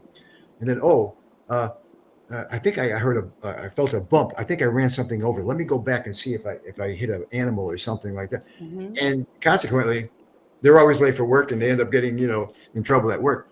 Obsessive compulsive disorders, or it could be hand washing. They're constantly washing their hands, constantly some ritualistic behavior that they can't stop doing. You know what I do? I'll lock my doors, right? And then 10 minutes later, I go make sure I lock the doors. And I know deep down inside you did lock the door, but there might be a chance, God forbid, you didn't. I'll go do it again and again and again. So is that OCD?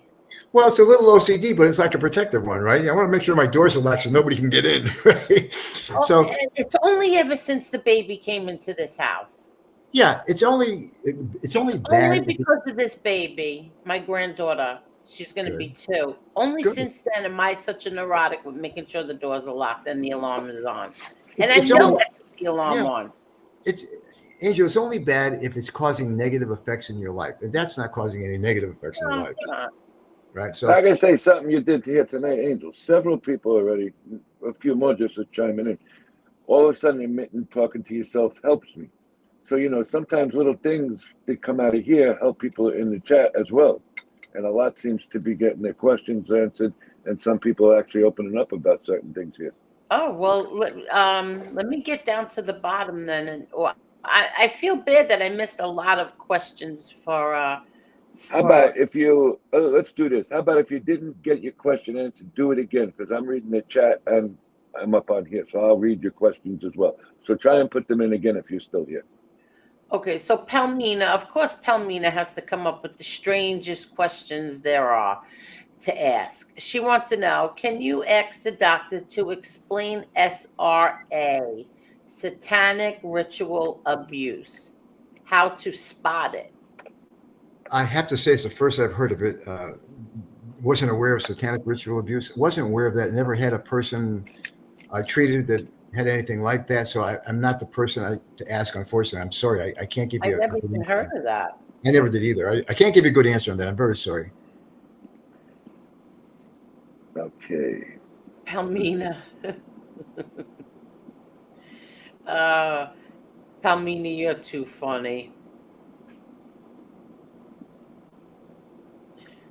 We're not going to ask questions with people's names about it. So you're not getting your question answered, you're out of there. Let me see. Let's see. Well, I have my own question. What do you think about, since I just saw the comment in the chat, what do you think about people who get drunk and then come online and start cursing, screaming and cursing like a sailor? That's why I say don't drink if you can help it. Listen, I had a woman, right? She said to me, Jim, I'm here for one reason. I want you to tell me if I'm an alcoholic and if my behavior is no good. And I said, what is it? Mm-hmm. Every night, she owned a restaurant. And every night when I get home at 11 o'clock, I have one glass of white wine and I smoke a cigarette. She said, and that seems to calm me and I go right to sleep. And she said, so I buy a pack of cigarettes. There's 20 cigarettes in a pack. It lasts me almost a month. But I do drink this one glass of white wine. Is that going to be harmful to me? I said, are you sleeping well? She said, yeah. Sounds like a good plan to me because it doesn't sound excessive. And it sounds like this is really working for you, right? One cigarette a day and a glass of wine and it puts you to sleep. Sounds like a good plan to me. Wow. Okay. I have an uncle. I'm not going to say which uncle it is, but I have an uncle who smokes one cigarette a day, and that's to go to the bathroom. Well, I never heard of that one. Every day he smokes a cigarette just to go to have his coffee and a cigarette, and it makes him go to the bathroom. Well, good. I would say continue. All right. Your question here, Dr. Jim, can you define major depressive disorder? Yeah. A major depressive disorder is where you're depressed more days than not. In other words, it's not something where, I'm depressed for a few days and then I'm okay, for a while and a couple of weeks and then it came back. People who have major depressive disorder are depressed more days than not. So it's a serious mood disorder, and which has to be addressed because a lot of people, or some people with major depressive disorder, have suicide ideation thoughts and things of that nature. So they really could benefit from psychotherapy. All right. We have something here from Holla Girl, Hayo, whatever her name is. I'm sorry if I'm pronouncing it wrong. What medication would be in your standards to take for the lupus pain? Yeah, lupus. I can't give you a good answer on that. I'm not a physician. You're not a medical doctor. Yeah, but I've had people come in the gym. I've got chronic fatigue syndrome. I have lupus. I have irritable bowel syndrome, things of that nature. They all seem to go together for some reason. But I know lupus is something to do with the immune system and so on. But yeah, I'm not an expert on that. All right, from Kyrie, does carnivore really help with mental health? I believe that's the diet, carnivore. Carnivore diet. It works. I can tell you that. I used it in the past. Does it help for mental health? I would say a balanced diet helps for mental health. Not just eating strictly meat, but if you have some kind of anxiety or depression and you find it's lifted because you're on this carnivore diet, you continue. All right. So now lately, like we were back before, parents are rushing the kids to the doctors. Do you see that more parents, let's say in the 2000s, doing research, late 90s, 2000s, want to put their kid on medication compared to the statistics from the 60s, 70s, and 80s? It would seem that way because let's face it, parents are busier than ever. The parents of today don't have more things going on than the parents of yesterday because of all the way the world is, the social media and all these kind of things.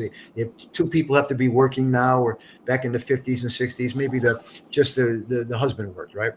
And the wife took care of the domestic stuff, but it's not true today. So there's working pressures and so on. Now, if the kid is acting up, the simplest thing to do is put him on some kind of medication that's going to calm the kid down and not be such a bother to the parents. So I definitely see that. Wow. Okay, so Jesse Roth says, I have MDD, but I'm not prone to suicidal thoughts. That's Does good. MDD actually make you want to think about suicide? Well, some people with major depressive disorder have suicide ideation. That doesn't mean everyone would, but if you don't have suicide thoughts, that's very, very good. But it's a real deal. The major depressive disorder is a serious mental issue that should be addressed. And I hope who the person that has it is in some kind of counseling or therapy. It would really help. Okay, so I got a question for you now. Let's go a little easier on each other here.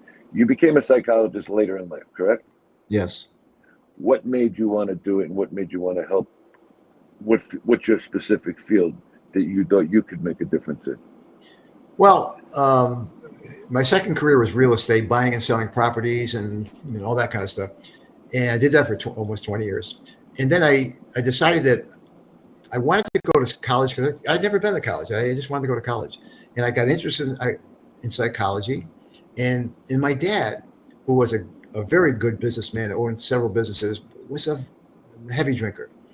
And I noticed it in his business dealings. I look back on my life, when I was older, that my dad lost a lot of his businesses due to his drinking. And he was a great guy, and he did wonderful things for me. Wonderful.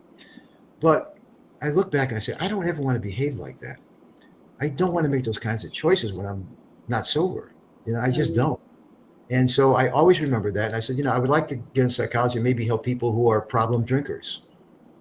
Because I looked at it, two things happen if you have a dad or a mom who are drinkers. Either you say, dad and mom are doing it, there's nothing wrong with drinking, right? And then you become a problem drinker too. Or you could react like I did, saying, you know what, I'm never going to drink because I love my dad. He was a great businessman, but he could have been so much better if he just didn't drink. I'm not going to make the same mistake. And I never did. All right, so let me ask you this question. And I think you got a great personality. You're very personal. I mean, you're free to talk with everybody. And thank you very much. A lot of people want to know, do you have a social media or a podcast? And how can they get in touch with you if they wanted to talk to you? Well, it's funny you mentioned that because I did have a television show here in Connecticut for 3 years called Ask the Therapist. There's some episodes still on YouTube where we did a TV show every Tuesday night at 7:30, and we were the number one rated show. I had a partner. Wow. Yeah, number one rated show. And but after 3 years, it took a lot of preparation, Angel, as you know, to do this show, right? And it takes a lot of preparation. And I was kind of running out of topics to talk about, So we did it for 3 years, and we were very successful. And I stopped it. But really? No, I don't. Was it a lot? It was on the station in Connecticut, you said. It was a Connecticut cable station. It was only available in Connecticut. Oh, wow. And it's on YouTube now? Well, there's some episodes still on YouTube. Yeah, it's called Ask the Therapist. You have to put my name in there. Oh, very good. Yeah, so I did do that and had a good time. Very good, man. Very good, Doc. Yeah. I'm pretty much out of questions, guys. I'm sorry, Tony. Go ahead. No, chat. Keep asking, and I'll keep asking. Yeah, I was gonna say, you let me know, Dr. Jim, when you have to go. No, I'm here for you. I mean, it's Okay, good. I'm excited to be here. You have some great. You got a great audience, man. You got a great and Tony, thanks for moderating. I mean, you got a built-in moderator here. You're the star of the show, Angel. You're the star of the show. I'm a guest, and people are asking great questions. That was good. It all worked out well. I want to ask you a question. Do you think that Jason is normal? Well, for the viewers who don't know, Jason. I'm only kidding. They all know who Jason is. He is our Gambino family associate. Oh, to say the least. Jason is my friend, and Jason I've known since 2008. Jason is I'll tell you what he does, Angel, and you tell me. On my birthday, which is August 2nd, Jim, he calls me every year. Happy birthday, Jim. And this year he took me to Little Italy. I think you might know that. And we went and celebrated there. And then on Thanksgiving, Jim, happy Thanksgiving. Christmas, Jim, happy Christmas. Easter, Jim, happy Easter. Couldn't be more polite. Couldn't want to do enough things for me. I'm just his friend, right? I'm 26, 27 years older than he is. Jason's a unique individual. He knows a lot about the life, I'll say. He knows all about that. That's his life's calling. And when we went to Little Italy, he picks me up at my house here in Southbury. He drives me and my girlfriend there and drops us off in front of the restaurant. He goes, parks the car and everything. And the whole time, Angel, we were going from Southbury, Connecticut to New York. He was playing your show. He was playing the reruns of your show. And we were listening to them on his car radio. So I heard like 4 or 5 of your shows, which were great. And so Jason is unique. I can't find here. Yeah, that's right. That was from last week. That's Jason and his girlfriend. That's Oni, my girlfriend, and me. We're in Little Italy. That was last week. Yes, and here. And that was the week before. It was like the week before. That's in front of the Community King. I was right in that same spot the other night. Oh, you were at Baby John's? Yeah, I went over there the other night, the 21st. Oh, nice. I'm going back Friday. But yeah, so it's Jason. Yeah, Jason, he's got a wonderful family. And he's all, he's 100% he knows everything about the life and all the people starting from 1900. Well, here's something. Do you think that's normal? Is it normal? Well, not for the average person, no. Honest. No. For the average person, no. But that's what he loves, man. I mean, he just loves it. I mean, he's listening to all these types of broadcasts, and of course, he knows everything about, or claims to know everything about your family. And he attended the trials and tribulations of your brother, I think, and that's where he met the family. And that's where we met Jason. You're the top of the conversation when I talk to him. I mean, maybe Jason should get a job in a museum, at a mob museum. I told him he should teach a course in. Oh my God! So here's something nice for a change from the silent majority. The doctor seems genuinely like a nice guy. Good show, Angel. There you go. Who said that? The silent majority. Oh, thank you. We just break Jason's shoes. We only fool around. Yeah, he loves you. He loves you. He loves you. He loves your show. We like to break his shoes. Yeah, he's that's what his expertise is, and that's what he loves to do. And he's on Mulberry Street like 3 nights a week, and then he goes to Vitro's and he goes to Russo's by the Bay, and he's friends with everybody up there. They all love him. They all like him. I tell you, I thought he was very strange at first, and I've really grown to like Jason. And I think Jason's an all-around good guy. He's a good sport too. He is. He's a very kind guy. I mean, if he's your friend, he'll do anything for you, and he's very, very, very polite, and he's basically, like I say, he's a good guy. Yes, he is. Yes, he is. Angel, he loves you. I'm telling you, the topic of the conversation. We go. Okay, Jason, enough now. Look, he's talking about your show. He's talking about. Oh, he would love to be Angel's son-in-law. Oh, he's listening to your show. He listens to the reruns of your show. Oh, Jason, you big doofus. Well, He loves your Jason, make sure you hit the like button on the ones you didn't hit. He loves them all. Oh God, that's so Hey, nice. I mean, Would Angel, he's your would number you one. would you say Jason is addicted to the mob? Yes. Okay. Silent majority, I got your question out and answered it. All right. Do you ever discuss that with him, like what he can do for that addiction? Well, it's I'm only he kidding. likes it. It's an I'm addiction. only kidding. Yeah, it's. I've never seen anything like this. The knowledge of the subject matter, though. I mean, and his getting to know all the people that he talks about. He does know all these people. I'm not going to mention any names, obviously, but he goes to Vitros and Russo's and Melbury Street, and he meets all these people, and they like him. Have you ever had a problem in a restaurant or a bar because maybe he's approached or took a picture of Well, somebody? that's another problem. Right. Sometimes in the beginning, when I first went out with him, he did ask some questions that they didn't appreciate, but now he's more mellow and he's very well liked. Like we go to Angela's restaurant, there was a line the other night to get in, and the guy came out just like in Goodfellas. Take these people inside, Jason. Come on in, and we cut the line. That's so nice. See, Oh, yeah. I'm hearing Let me that. ask you a question. The lady Ann seems like a super nice person. The lady with the blonde hair. Yeah. Do you see any problem with the age gap between them, or do they get along like a normal couple? They get along like a normal couple, but here's something you need to know about Jason. Jason is attracted to older women only. They have to be thin. They have to be Italian. They have to have no kids, and they have to have money. Okay. Those are his qualifications. There you go. We got a nice, honest guy here. Dr. Jim, I got to thank you very much. You're doing a great job here tonight. Thank you. Well, it was a real kick for me to be on here. How about you? What attracts you? I see you with a lady. I'm not being racial, but it looks Filipino. Yeah. No, she's from the Philippines. I was married twice, but now I met her online. Wait Yeah, a second. Not so fast. Not so fast. I heard what.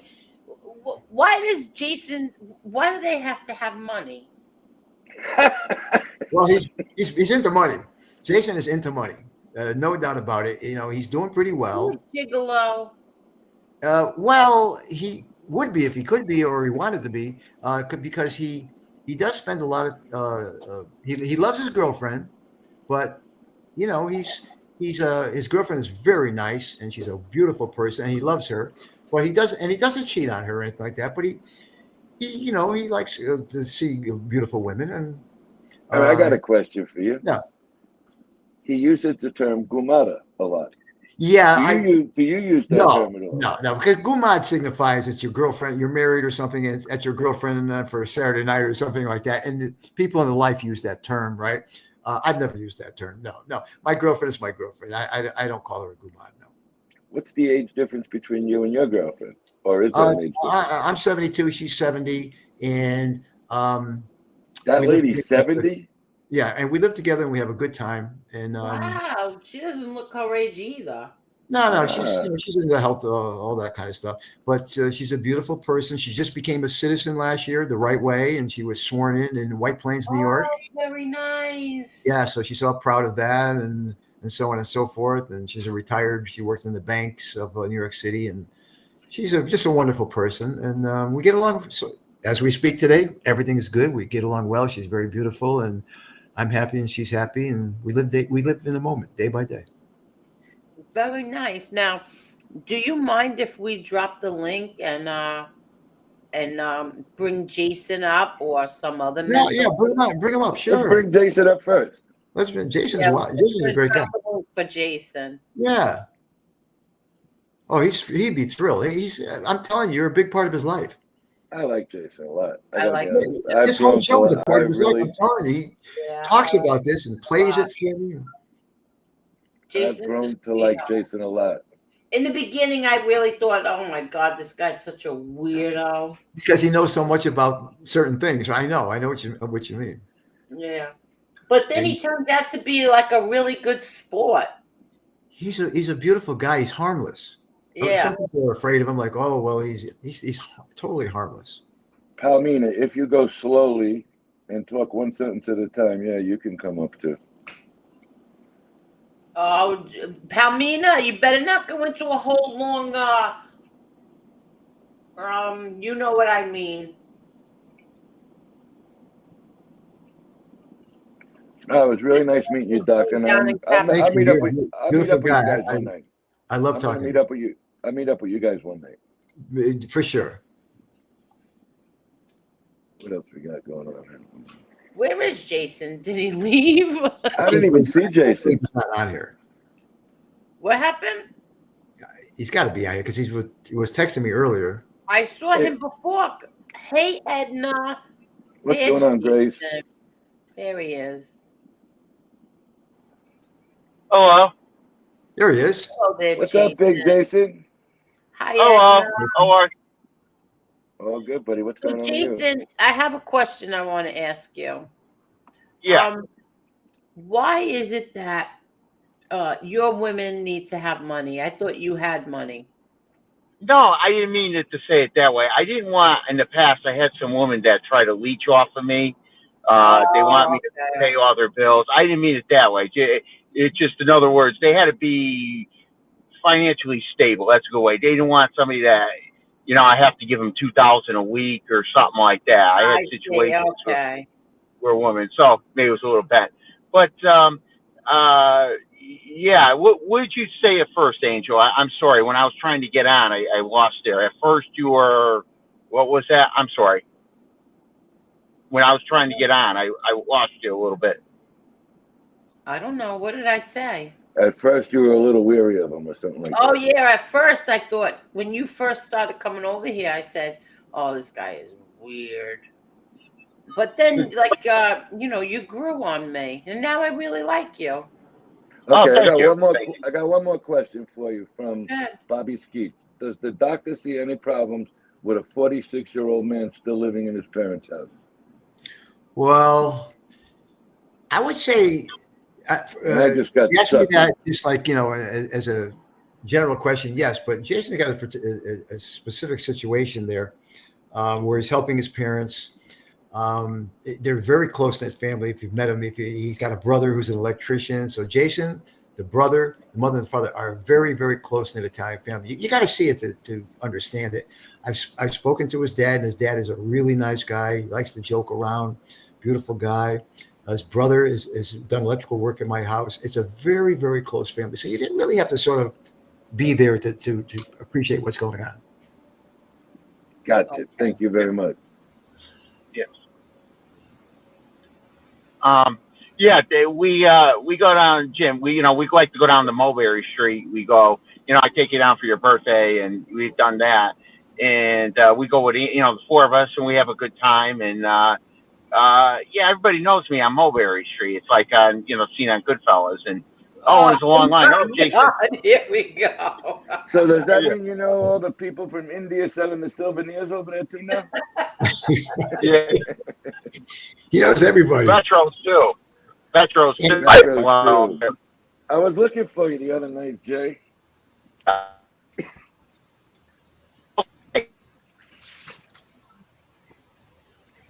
Jason, if Jason doesn't know them, his girlfriend Ann knows everyone on Mulberry Street as well. I mean, they just know everybody there. Wow. It's amazing. Amazing. Dr. Jim, he's been going there 20 years. Jim, what do you what do you consider stalking? Well, it would be unwanted advances. If someone says no, it's no. And the person persists, right? Showing up at their work, showing up at their home, showing up at their not taking no for an answer and showing up where they're not supposed to be. Right. So do you think Jason is a stalker? Well, Jason's discussed this with me in the past. I can see where it could be considered that, but he's just a nice guy who sometimes, he'll send a woman candy or flowers or something like that. Maybe a little prematurely. I'll grant that, but his heart is in the right place. Yes.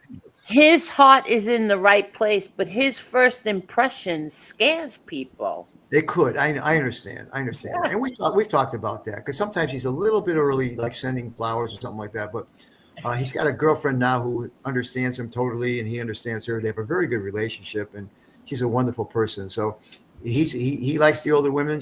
She likes him. It seems to work. But you're right. In the past, I've heard that statement, and Jason and I have talked about that. All right. So now that we're on the air right here all together, can you please tell Jason the Gumata term is a little bit overrated and overused? Well, yeah, I think so. Not very nice. Yeah, because it signifies somebody I have on the side, right? You know, that's probably My not. nonna used to say that about her friend that used to live with her. She used to call her that. I thought it was like a term of endearment. I had no idea that it was an insult. Palmina, this is Dr. Jim, and I thought you weren't going to interrupt anymore. I'm sorry. Okay. All right, so Happy Caffeinated Coffee came in with $5 and said, thank you. Extremely interesting interview and very informative. Thank you very much. I'm going to get to the memberships and the super chats. Thank you. I will get to that. I got to tell you, I enjoyed this a lot. This was Me really, too. 2 hours went by really fast. I'm so happy. Really I want to thank you guys. Informative. Angel, Tony, and all the viewers, thank you so much for the beautiful questions and the beautiful conversation. And I have to thank my buddy here, Jason, as well, because he's been talking about you for the last so many years. And I'm honored to be invited here, and I enjoyed it myself, and I'm very pumped up about this. And thank you, Jason. Thank you, Angel. Thank you, Tony. Thank you, all the viewers. No problem, thank man. you. Thank you. And Angel, thank you for letting me be part of it.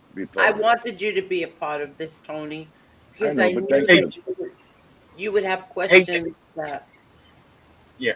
To ask. Hey, Jim. Yeah. What do you want, Jason? Good, Hey, Jim, I told them about how I got approached twice by, one of the guys actually, about swinging, swapping out, and why these guys approach me to do that when I don't have an interest in that. And, they know one of the individuals, he actually is still married to his wife, but he truly has a Gumata, and the wife's aware of it. Oh, that situation. Yeah, well, it's a different situation. I understand. You're right, Jason. It's a different lifestyle. But Jason, you're not in that lifestyle, because we talked about this before. You're not a swinger. You're like a one-woman guy, and your girlfriend's not a swinger. She's like a one-woman man. So it's like that doesn't pertain to you. But some people are in that lifestyle. Yeah, exactly. Well, what do you think of swinging? Like, what the hell is all that about?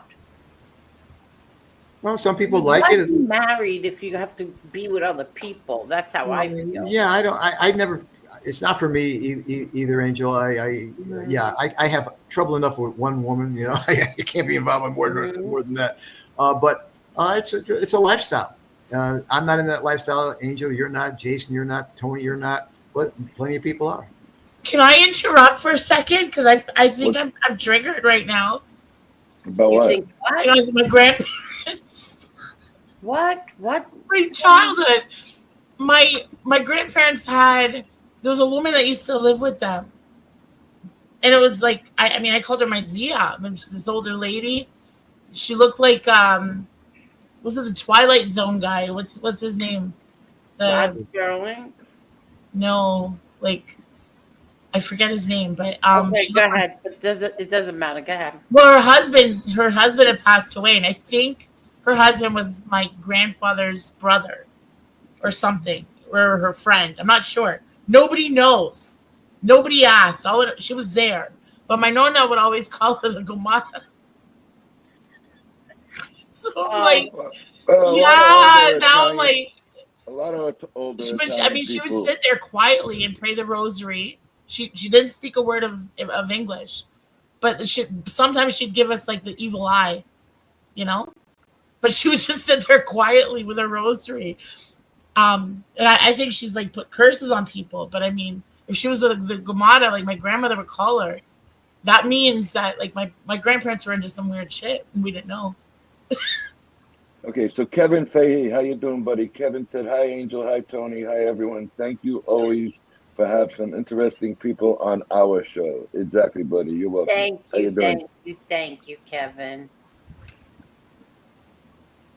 So the silent majority said this doctor obviously believes in a holistic approach and not really medication. Every doctor has a different approach.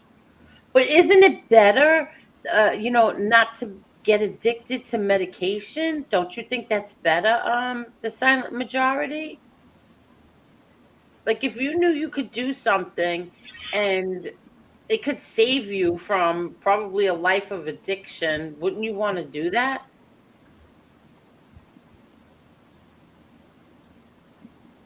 Anybody?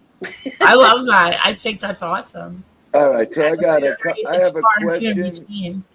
I have a question for the doctor and a wish from one of our most loyal people here. First of all, Leanne said, "Can the doctor diagnose Palmina?" Hold on. And Carol Mihal said, "Leanne, I wish." So we're interested in seeing if Palmina could be cured here in some way. What is it called? Now, Palmina is another one. We just break her shoes. Palmina, we yell at Palmina a lot, but we don't really mean it. Okay, well, she's a good viewer. Palmina, Dragon what said- did you want to come up and talk to the doctor about?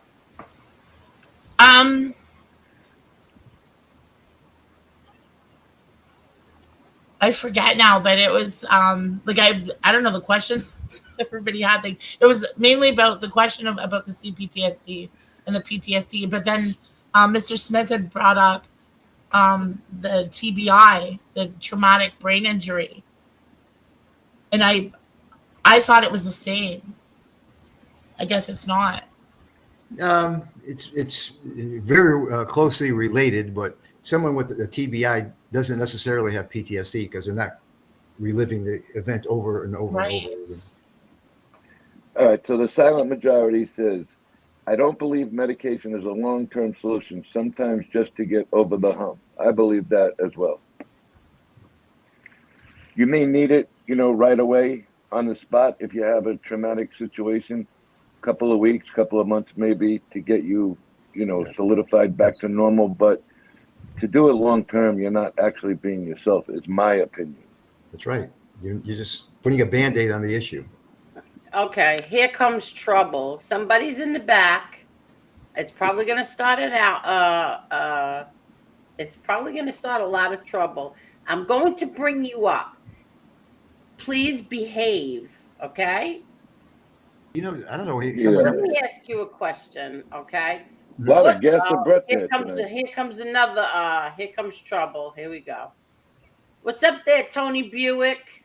Hey, how are you? Good, listen, very good show. Good day, Dr. Jim. Very good moderating by Tony Silo. Fantastic job, Tony. Very good show today. Love it, love it. I just wanted two questions and I'll jump off. Are you there? Did I miss them? Get up here fast enough. This is like Hollywood Squares. This is gold. I love this. Oh my God, Edna, what do you have to say to Jim? I'm sure he's still watching. Jim, believe me, Mr. if I get Acton face in to the face chat. with John here again, let I will Edna tell speak. you God. where to go and how to get there. Stop talking about me. I did not die, obviously. I'm here. Although I was hoping the same for you. But what are you gonna do? Shit happens. Got a lot of good guests here. Tony Buick wants the link again. He's right here. Come up here. You couldn't even be nice for 5 minutes, really, just to a doctor who's given hours of his intellect, his time, Hi, answered Edna. everybody's questions. Hello. And you had to come up here and be a jerk off. Oh, he's getting it. Because you can't go on anybody else's show but Christine's and whoever, and we don't watch all that. I'm Edna, surprised she let you up.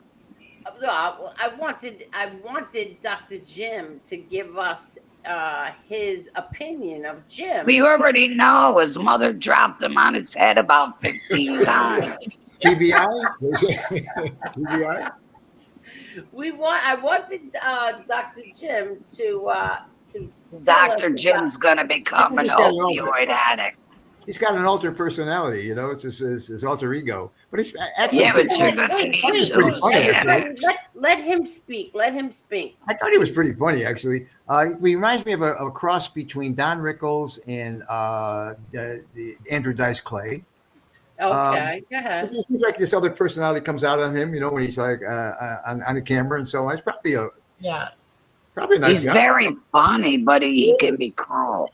Well, he's a little, yeah. Okay, so now let me tell you this. So yes, everybody agrees that he's funny, but he can be very, very cruel. Like he can make fun of somebody's disabled child or nephew. He can make fun of somebody's child who died. What do you say to that?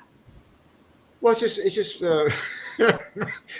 just his alter ego personality. I think he's probably got two personalities: one for his private life and one for his public life. You know, and the one for the public life. I believe that. You know, I believe that. It's different. So, do you think somebody that? On screen. Wait. So, do you think that the private one is a much nicer person? I think it's different. I think his private one is totally different than what he displays here. See, and I said the same thing. I said the same thing because there were many nights when he and I were up here, and he was very, very polite. Very, you know, we had a great conversation. Yeah. You know, we laughed, and then another night he can come up here and he can like. You'll sit there with your mouth open, like, and say, "Holy shit, where did you come from?" Mm-hmm. Or the devil wants you home. The devil's calling you back home. Yeah, he's like a shock He jock. apologized to me one time, the first time ever. Well, let me ask the doctor like this: if somebody's attacking you every day, your burst of going at somebody can't always be controlled, even though you might be saying the wrong thing. Well, how would you react to somebody attacking you every day, publicly?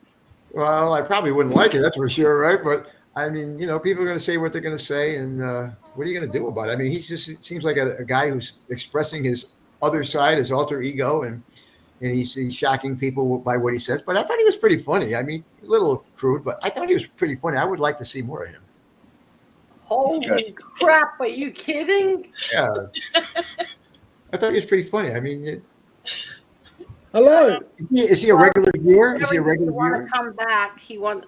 Dr. Jim would like to. I can't believe those words just came out of my mouth. But I mean, the doctor wants to examine him. Let him come back. Yeah, he's a pretty unique person. Hello. Oh I hear you, Butte. I hear Butte. Jason said drop the link too. Okay, I'm trying. Good. Sorry, I'm sorry I got sound problems, so sorry if it breaks out. Can you hear me? We can hear you, we just can't see you. Yeah, that's all right. Fascinating program, fantastic content, good moderating by Tony Silo, all round very good. I just want to ask the Dr. Jim 2 questions, and then I'll be off. Dr. Jim, as you know how today you get in the modern world, you get, terrible murders and that. Now, this question could be a bit deep. Is it all right, Angel? I can ask him this? Go right ahead. You can ask him anything you want, Tony. Okay. You know how today a lot of people, they think, the modern world, how bad. You get some guy murders his own wife and 3 children or does something very terrible, and everyone says, look at the world today. This never used to happen, 100 years ago or 50 years ago. But as Dr. Jim would know, it has. It's always been. It's just that it was more rare before, because I'll give you a famous example. Hercules, you know how everyone knows Hercules, the hero, the strong man? Uh-huh. Well, does anyone know what he really did? Well, what he did was he was famous for murdering his wife And what was worse, he murdered his own 3 young kids. And because of that, yeah, not many people know this. They just think of the Hercules of the, the story and the strong man who did. Hercules was famous for being, and back then, even the philosophers of the day used to say about mental illness. Hercules drove himself mad after killing his wife and his 3 young children, literally strangling them or killing them in a fight with his wife. And because of that, he went mad, he went crazy, and he begged the gods, what can I do to repair this damage? It's unrepairable. And the gods said, we'll give you the famous 12 labors, which he had to do. And each labor was something that could have killed a man on its own. He had to do the famous 12 hard jobs. So I'll just put that one. And then the other one, Dr. Jim, about Oedipus. As you know, Oedipus was another with a mental illness. He murdered his own father and married his own mother. Now, in those days, calling married in the storybook was a bit polite to say he had sex with his own mother. Oh my God. Yeah. In history, so a lot of people think that only the last 50, 100 years, mental illness and crazy people, what do they do? This never used to happen before, but it has. For thousands of years, man's mind has always been an enigma. It's something, that's why psychologists were born. And that's why the Greek word psychiatrist, psychology is all from Greek words, by the way. That's right. I have a book on mythology. I wonder if it's in that, or is it something that you learn in class at university? Well, Sigmund Freud based his whole theory on what Tony was just talking about, Oedipus complex and all that kind of stuff, Hey, Dr. Jim, and I'll get off with this because there's too many people I want to get into. But that was my third question. Dr. Sigmund Freud, do you know there's a theory out there, or people want him to be like banned or what they call cancelled? You know why, everybody? Because Sigmund Freud was writing about what today is an epidemic in some corners. He used to write and justify pedophilia. Does anyone know that? No, I did not. I know he did enough cocaine to kill a small horse. He was on cocaine, right? Yeah, but I wasn't aware of that one. That's wow. Oh, yes. Yeah. Yes, I've studied this. Sigmund Freud used to justify, it may be along the line of his patients back in Vienna, that he used to say it's all right to be thinking of young girls, because he's got this in his books.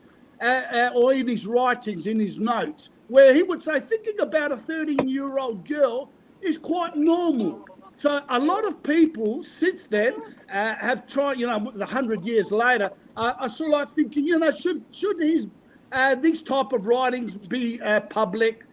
Because it's what we call a pedophile's justification. Some people would claim it's in the Bible, Tony. Yeah, it could be in the Bible as well, but Sigmund Freud was more into detail, saying, I'm not going to say because we don't want people getting ideas that, look at that, if the famous philosophers and psychiatrists were writing this, maybe I'm not mad after all thinking of these dreams, you know what I mean? So we don't want to get too positive. But anyway, kick me off, Angel. Fantastic show. I didn't want to get on, but I thought I couldn't resist the guest. Good job, Tony Saylor. Thank you very much, everyone. Thank you. Tony, thank you. Freud's theories of what you're talking about were basically about sex versus aggression. So he put a lot of emphasis on the sex part in the Oedipus complex, where the man the young boy wants to possess the mother, and the Electra complex, where the young girl wants to possess the father. So what you're saying is all based on truth, for sure. Yeah. Yeah, I've heard that. All right, so Dr. Jim. Lefty has a lot of questions. So Lefty, if you want to come up, let me know. Dr. Jim, you've seen a few different personalities we got around here. What do you think? Oh yeah, this would be great, great writing material. Interview these people for sure, man. That would be great material. No, you got a great audience. You got a diverse audience. You got people of all kinds of thinking, and it's great. I mean, you got a nice audience, and you got some guys that are really funny, and some guys that are really serious, and some people that are curious. Very good audience. How about Leanne? Thank you very much, Dr. Jim. Leanne, why don't you come up for a few minutes? Yeah, without a doubt. Whoever wants to come up, let me know. I'm going to drop the link. And you get to ask Dr. Jim whatever you want. Oh, Hotspot said, appreciate the topic. Is that your dog, Edna? Is that Domino? I thought that was a baby. It is my baby. Domino is a little pug. Why and is if he misses crying? me, because he wants my attention every minute of every day. That's so cute. Maybe he wants some peanut butter and jelly or Snickers. I just gave him a bologna and cheese sandwich. That's what they want. Oh, maybe the bologna's not sitting right with him. No, he's fine. Palmina, cat got your tongue tonight? What's up, sweetie? I'm not interrupting. Well, you could say, excuse me, I want to ask a question. You don't have to just be quiet. You don't have to take us into Twilight, just, around the outer edges. I'm listening. I'm enjoying the whole Palmina, how are the conversations with Mr. Dubs going? As long as we got you up here and not him. What was that? How are the conversation with Dubs going? I don't know. He said last time he said he was mad, and I don't know what, and he didn't want to talk about it. That was the other night. And you haven't spoken to him too. And that was the end of the conversation? Yeah, I guess, but something happened last night, so I don't know. I thought he was mad at me, but I don't know. I didn't ask. So so in other words, you didn't speak to him? Not privately, not one-on-one. I tried calling yesterday, but he was busy. He didn't answer. Oh, Dubs, I don't want to hear your crap anymore. All right. I hope Jim is still watching. Jim, this is for you. So today, August 23rd, we have 312 members. Thank you all very, very, very much.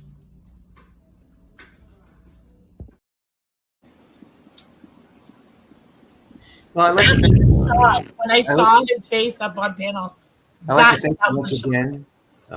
Angel, I'd like to thank you once again and your wonderful audience. And Jason's, I've seen Jason too. Thank you all so much for inviting me tonight. I had a great, great time and I enjoyed it thoroughly. And if you ever want me to come back, yes, please. Dr. Jim, thank you very much. Thank you, guys. So much. Are you leaving? You're leaving now? Well, I'm going to go now because I'm getting tired. And, okay. Get up early in the morning, but I appreciate your show and I appreciate you, Angel. And this has been a good time for me. Very much, Dr. Jim. Thank you. Thank you. Thank you. Yeah, Thank you. I bring quality people. Back again. I hope you'll come back again. Be my pleasure, and I'm totally being sincere, and I would be my pleasure. I love this forum. Thank you, and thank you. Thank you. And hope to see everybody again. Good night now. Same here. Take Good care, night. buddy. Good night. Jim. Kick you from the studio. Kick you. Nice, Jason. Nice man you brought. Dang it. I you. did actually have something I wanted to ask him, but he was leaving, so that's okay. That's okay. Oh. He's not single, I asked. No, that wasn't it, Palmina. Not all of us are horny little devils like you. Sorry. Look who's here. Look who's here. Hello. Hi. Hello there, Leanne. You What's up, made my Leanne? night, Edna. Hi, everyone. That's so Jimmy, funny. Hey, I Leanne.